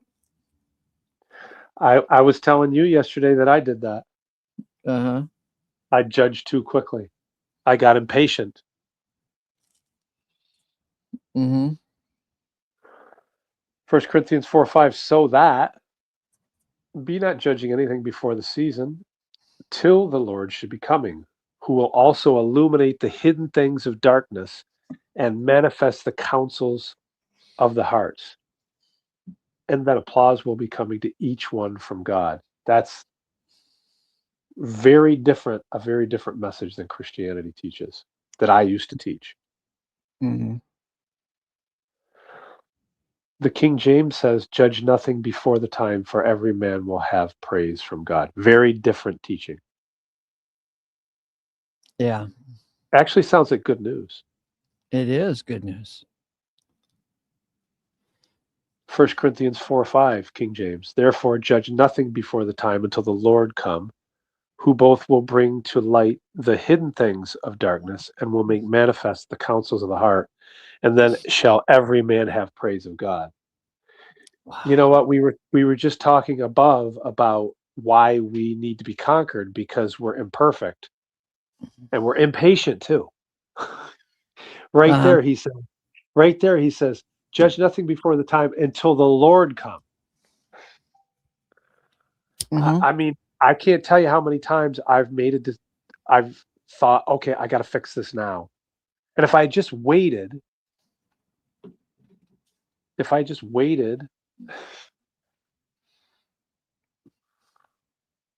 We all judge, number one, we all judge God. Let's face it. We can't help but judge God by what we think we know. We're born, we grow up a bit, we learn to tie our shoes, and someone comes along who doesn't tie their shoes the way we tie our shoes, and we think they're doing it wrong. Not only are they doing it wrong, but they must be stupid or unintelligent for doing it wrong. Yep. It's about right. Why would you wear white? Women are like, why would she wear white right now? It's Mhm. past the day. That looks terrible on her. I can't believe he bought that truck. That's the worst Mhm. one. Mhm. Good morning, Heavenly Father. What if our prayers, our morning prayers went like this? Good morning, Heavenly Father. I adore you. I want to be like you. I want to be wise like you. I want to be loving like you. I want to be patient like you. I want to see with your eyes. Amen. So when we're talking to people who judge a situation, especially if we're talking to someone who is in unbelief, I think it's fair to say that they would be operating in the five senses only. Mhm. Is that fair Yeah. to say? So by operating in the five senses, there's no way for them to detect anything beyond the five senses, is there? That's Even right. though they have faith, I don't know how the hell they may take a text message from me. Like, I think a thought in my brain. I pick up my phone, and then the thought goes from my brain to my fingers, and I type a text message out. And then I hit send. And somehow it goes through a portal or an electromagnetic, whatever. I don't know, because I'm not a scientist and I don't understand these things. But I believe, because I've done it a number of times, that the text message is going to get there. But I can't see where the text message goes. Mhm. We have faith every day. You go into restaurants, you have faith they're not going to spit in your food, or they're not going to screw the food up. But in this case, we're talking about something far beyond the five senses. And for me to try to explain to somebody who's operating only in the five senses, because these things are spiritually discerned, if they haven't been giving something beyond the five senses, there's no possible way for me to even to try to have a conversation with them, because it's going to break down at some point. They're going to say, yeah, but that's not the way it is. And I'm going to say, but that's the way it is. I mean, when I went into the eye doctor's office and they said, read the line, and I couldn't read the line, and then they put these new lenses on my eyes, these contact lenses, and I could read 20/30 then. But something had to change. My vision had to change. And in the natural, we try to tell people, look, we've been through this process of moving from here to there, and eternal conscious torment and free will, and these things they just don't make sense to us anymore. How? Mhm. Why? Because we were given some belief or faith beyond ourselves, beyond the five senses. What we knew, bang. 3, what if the judgments of God were a good thing? I mean, a really good thing.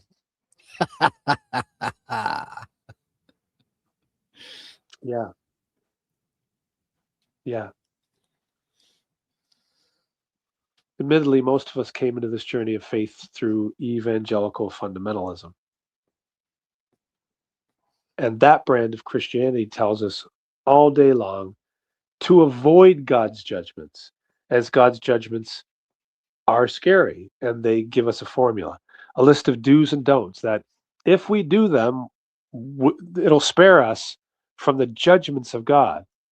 Well, I call bullshit on that line of thinking.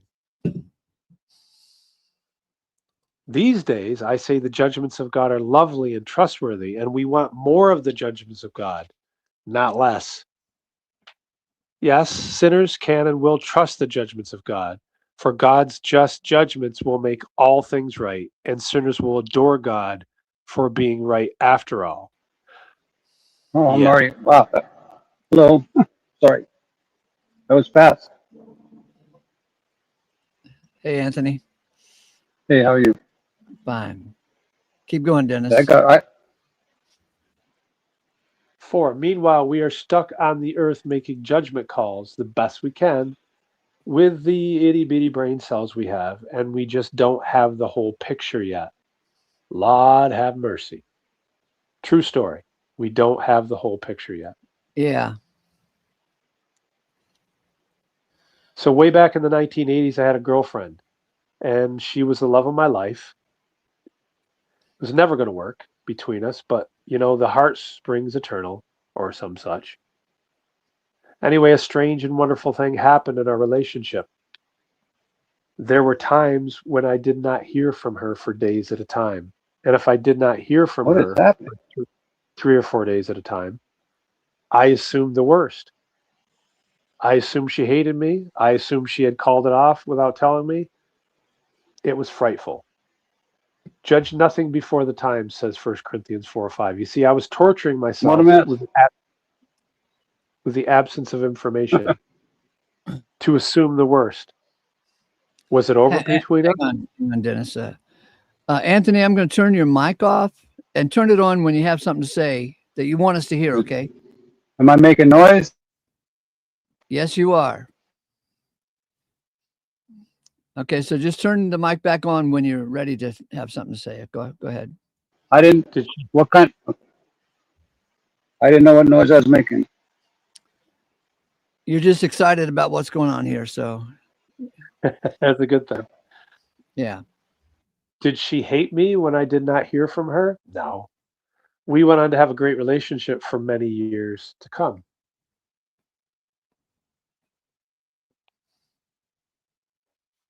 I think I'm behind here. But I bring it all up to tell you it's just natural to assume the worst when we have a lack of information. So judge nothing before the time, says Paul in 1 Corinthians 4:5.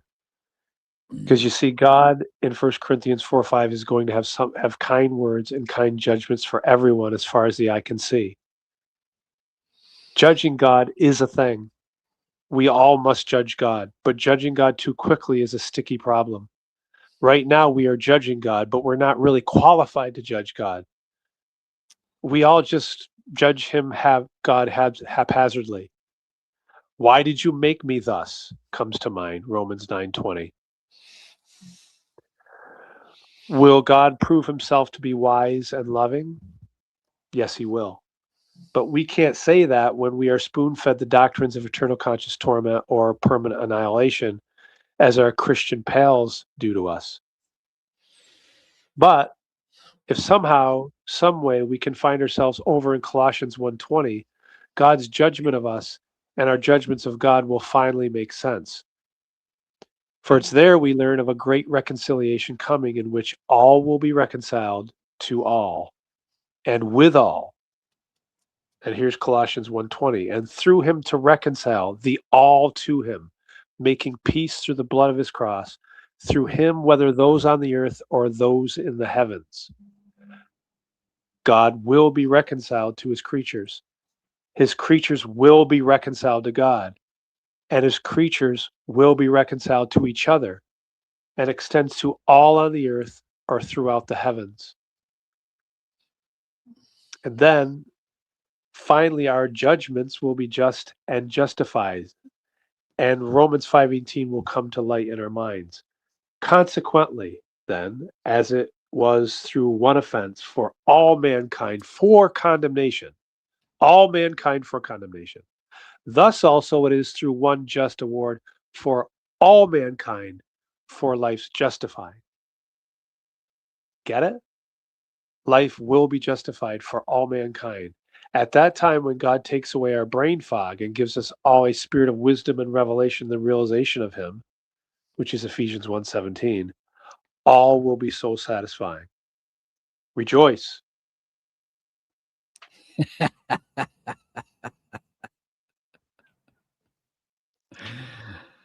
Hey, could I ask something real quick?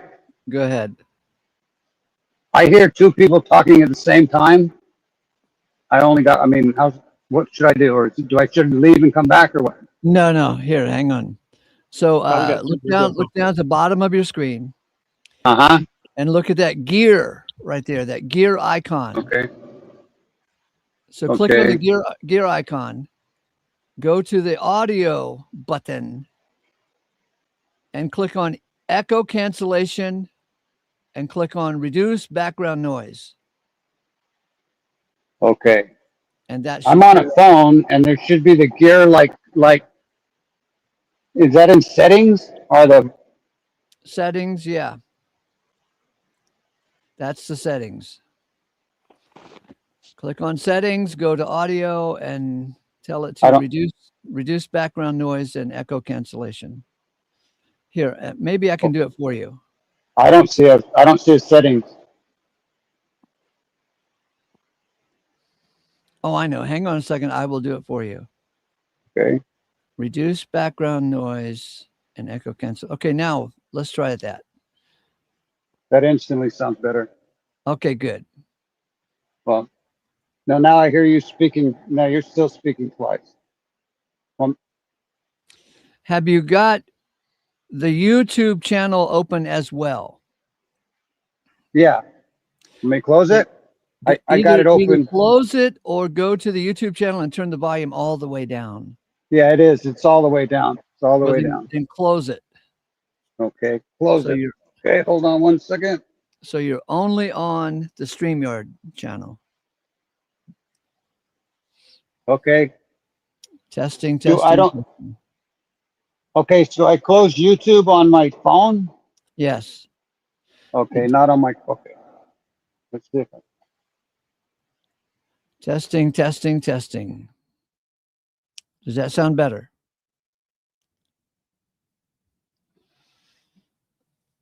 And he froze up.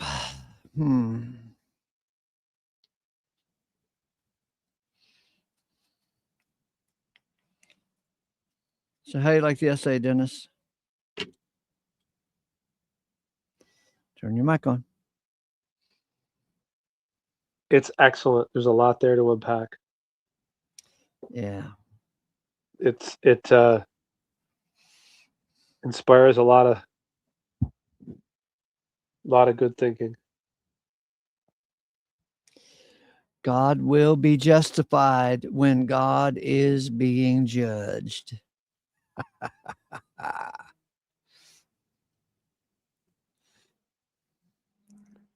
We start out with such a horrific disposition towards him, though. Mm-hmm.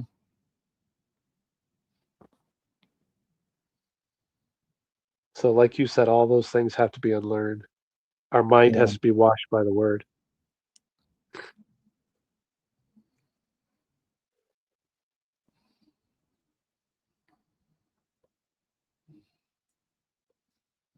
It's been a long process, you know?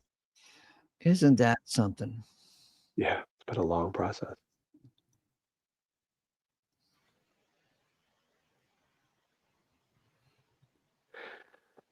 Welcome back. Hey. No doubling now. Okay, good. But when I closed YouTube, it took me. It closed me. So. Okay. Oh, now it's doubling again. So I guess I'm doing something wrong. Now I'm talking over myself. It's because your YouTube channel still has the just go turn the volume off on the YouTube channel. On my phone? On your phone, on the YouTube setting, turn that volume all the way off. Okay.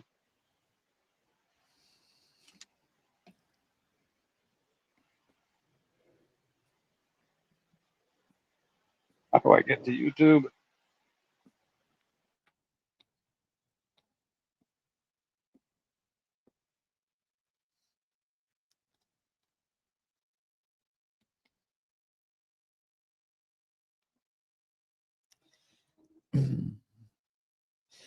So, Dennis, on this passage of Romans 3 before us,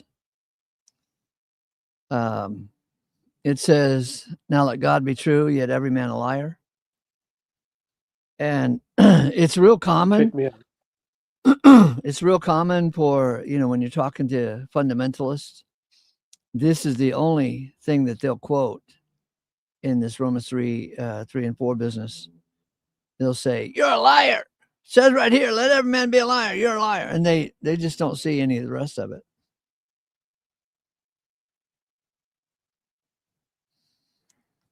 Are you back? Oh, there you are. Yeah, but I'm on twice for some reason. There we go.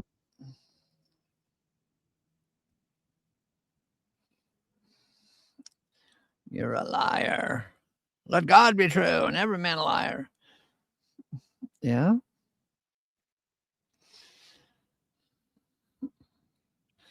So over the years, I think it's now fun to explore what does it mean, let every man be a liar, when right after he says that, he says that God will be justified whenever God is being judged.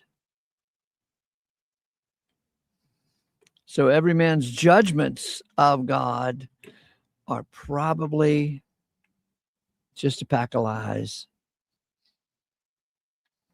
Yeah.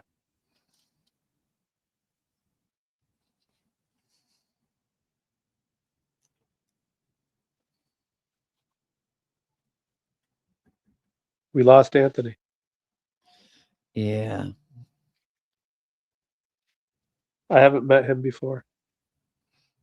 He was on yesterday, and it was a wonderful conversation.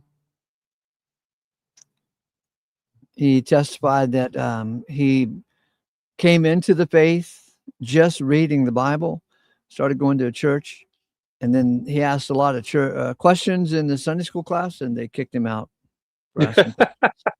Sounds about right. Yeah. Yeah. You got to get that statement of faith right. Yeah.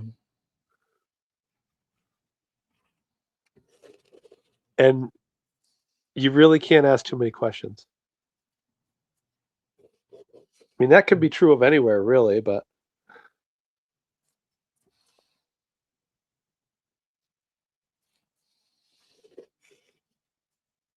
schisms are a thing. Mm-hmm.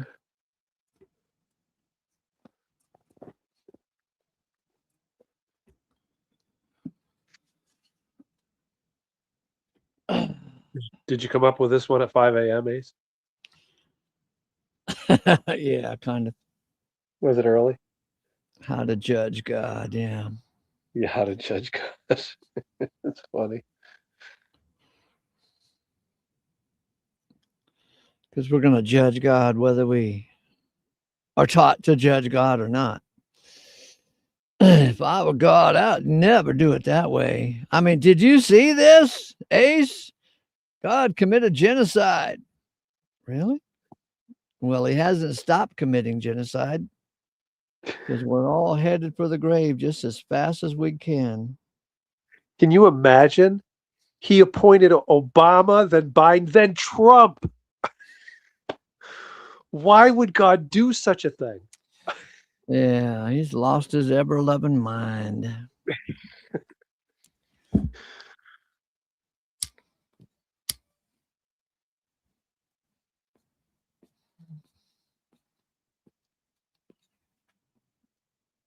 We're kicking against the pricks of reality is what we're doing. Mm-hmm.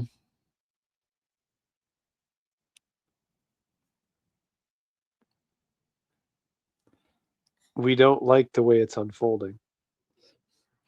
We don't like the way the future is colliding with the present. Well, God. So we go into the prayer mode of, God, you got to change this because I don't like this. This is not working for me.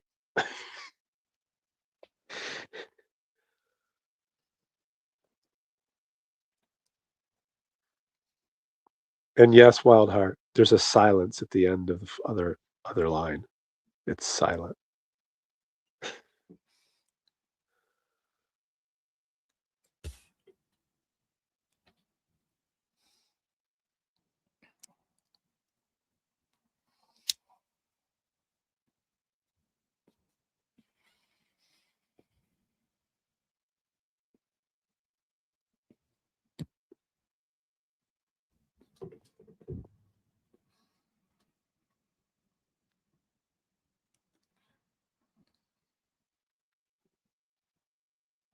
Yeah, it's a good one, brother.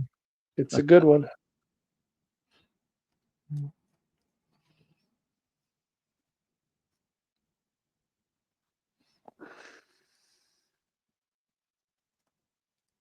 I've never figured out, Ace, how to see the chat while I'm on on the stage. On the phone? Yeah. Yeah, it's difficult.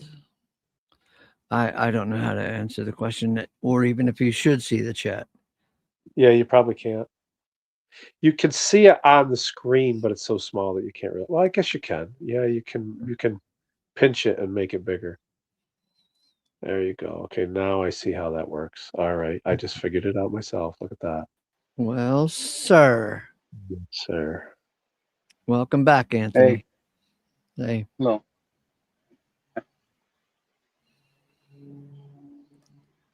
See. Okay, hello. Then hopefully it's working. I had my other computer on to watch the chat. Maybe that was the problem. That was the problem. Yeah, I guess so. Or turn your other computer the volume all the way off on that thing. It is. Now you go. Look. There we go. You're amazing. Technology proficient.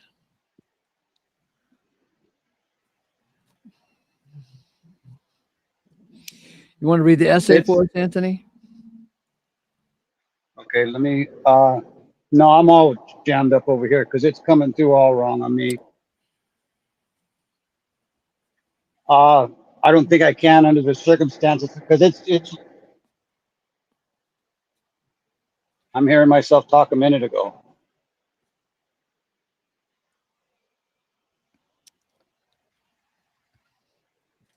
Yeah, I don't know what's going on. I'll mute and listen Okay. or something.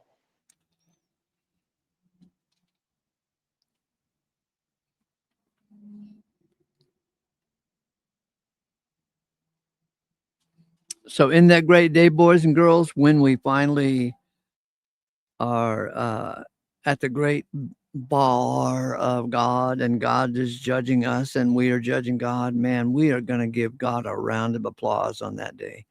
And God is going to give us a round of applause as well. Going to be a whole lot of happy emotions coming about.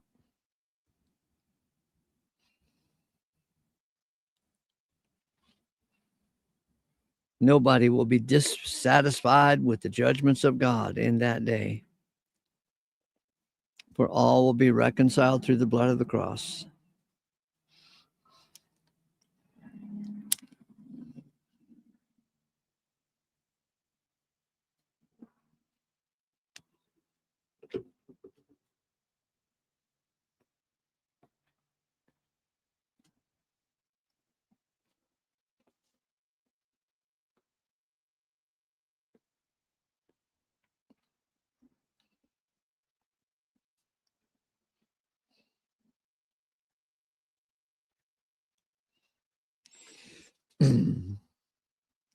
Anthony, go ahead and speak, and I'll turn off my volume as well.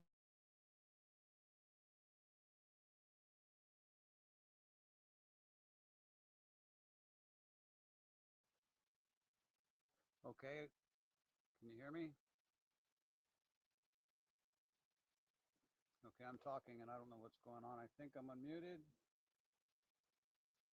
I don't know. Can anybody hear me?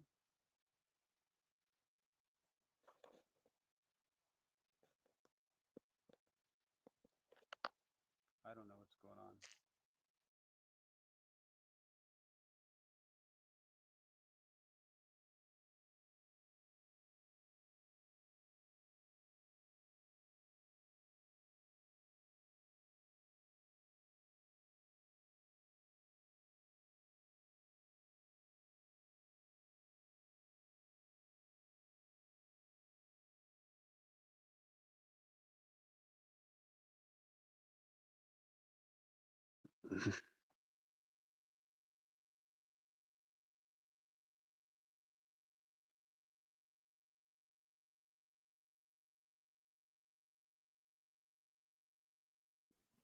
Go ahead, Dennis. I just turned your mic back on.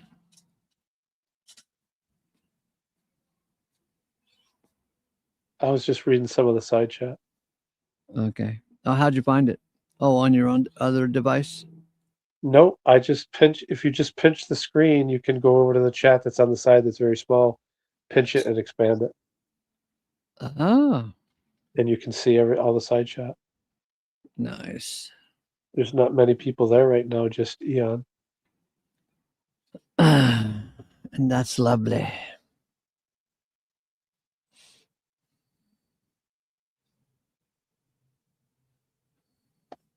I'm going to sign off, brother. I'm going to head back to work.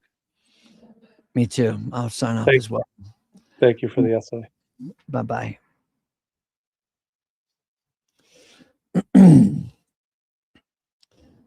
Okay, I'll read it one more time, boys and girls, then we'll scoot out of here.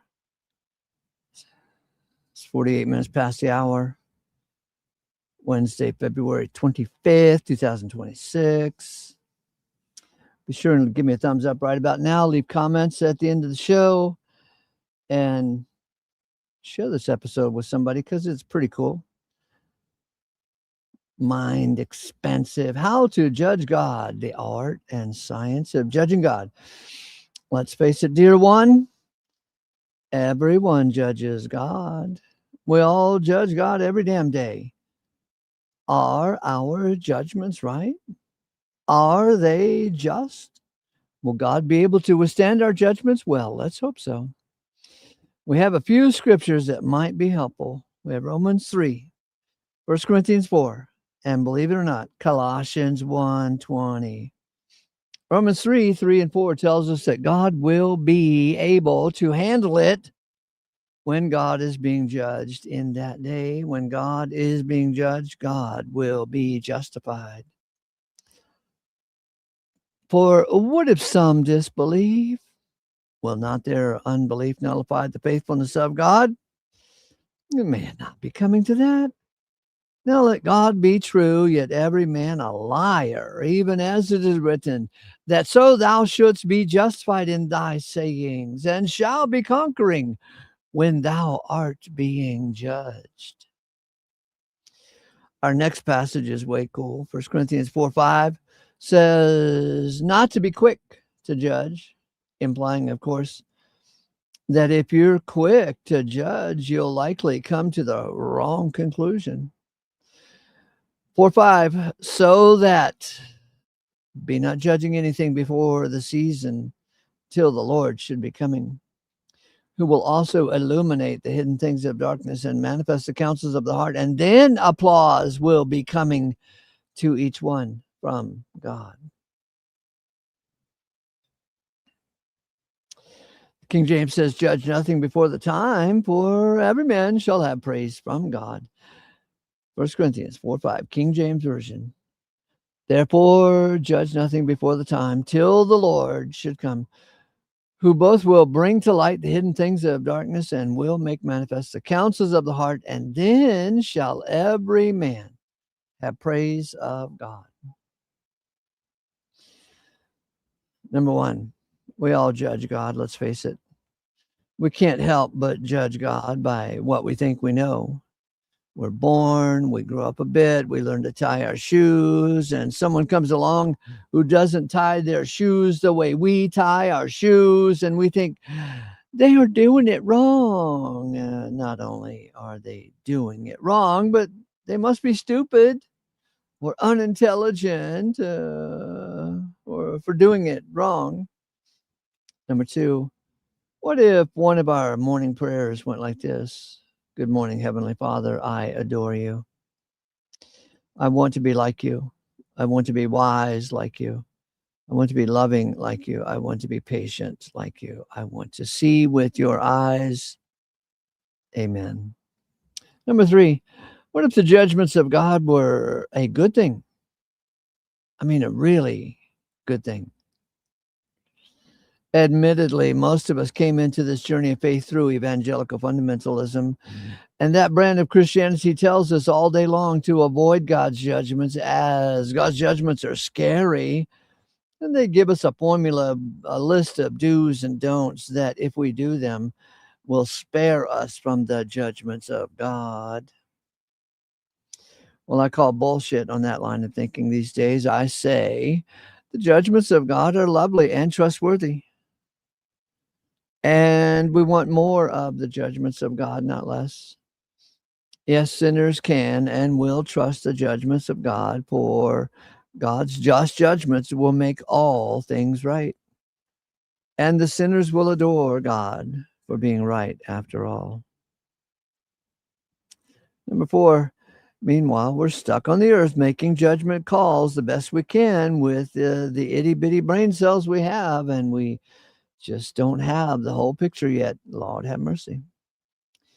Back in the 1980s, I had a girlfriend, and she was the love of my life. It was never going to work out between us, but you know, the heart springs eternal or some such. Anyway, a strange and wonderful thing happened in our relationship. There were times when I did not hear from her for days at a time. And if I did not hear from her for 3 or 4 days at a time, I assumed the worst. I assumed she hated me. I assumed she had called it off without telling me. It was frightful.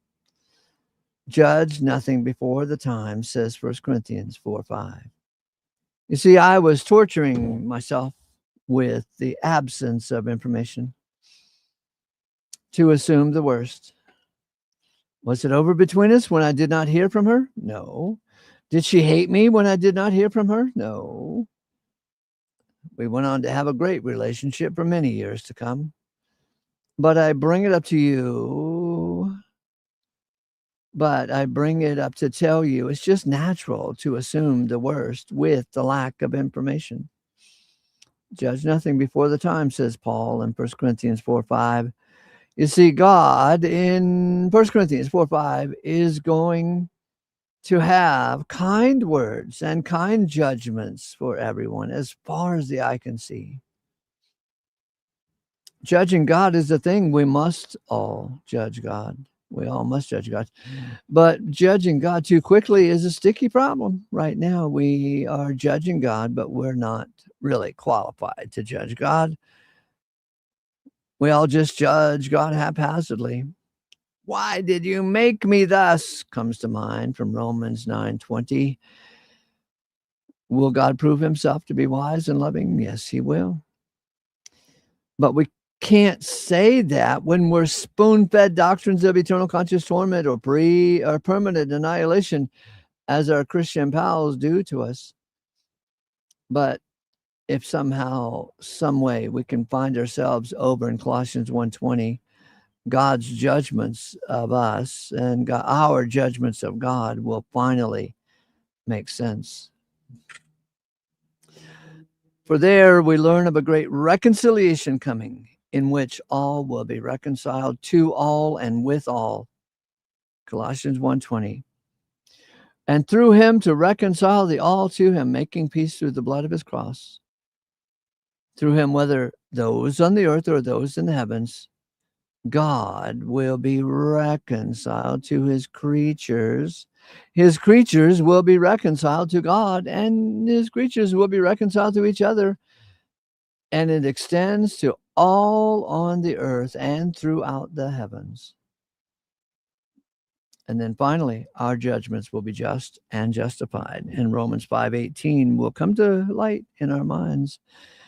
Romans 5:18, consequently then, as it was through one offense for all mankind, for condemnation, thus also it is through one just award for all mankind, for life's justifying. Get it? Life will be justified for all mankind. At that time, when God takes away our brain fog and gives us all a spirit of wisdom and revelation in the realization of him, all will be so satisfying. Rejoice. 9:12 a.m. Estio. P.S. All is of God. 2 Corinthians 5:18. Thanks, boys and girls, for joining me. Happy Wednesday. Grace to you. Bye for now.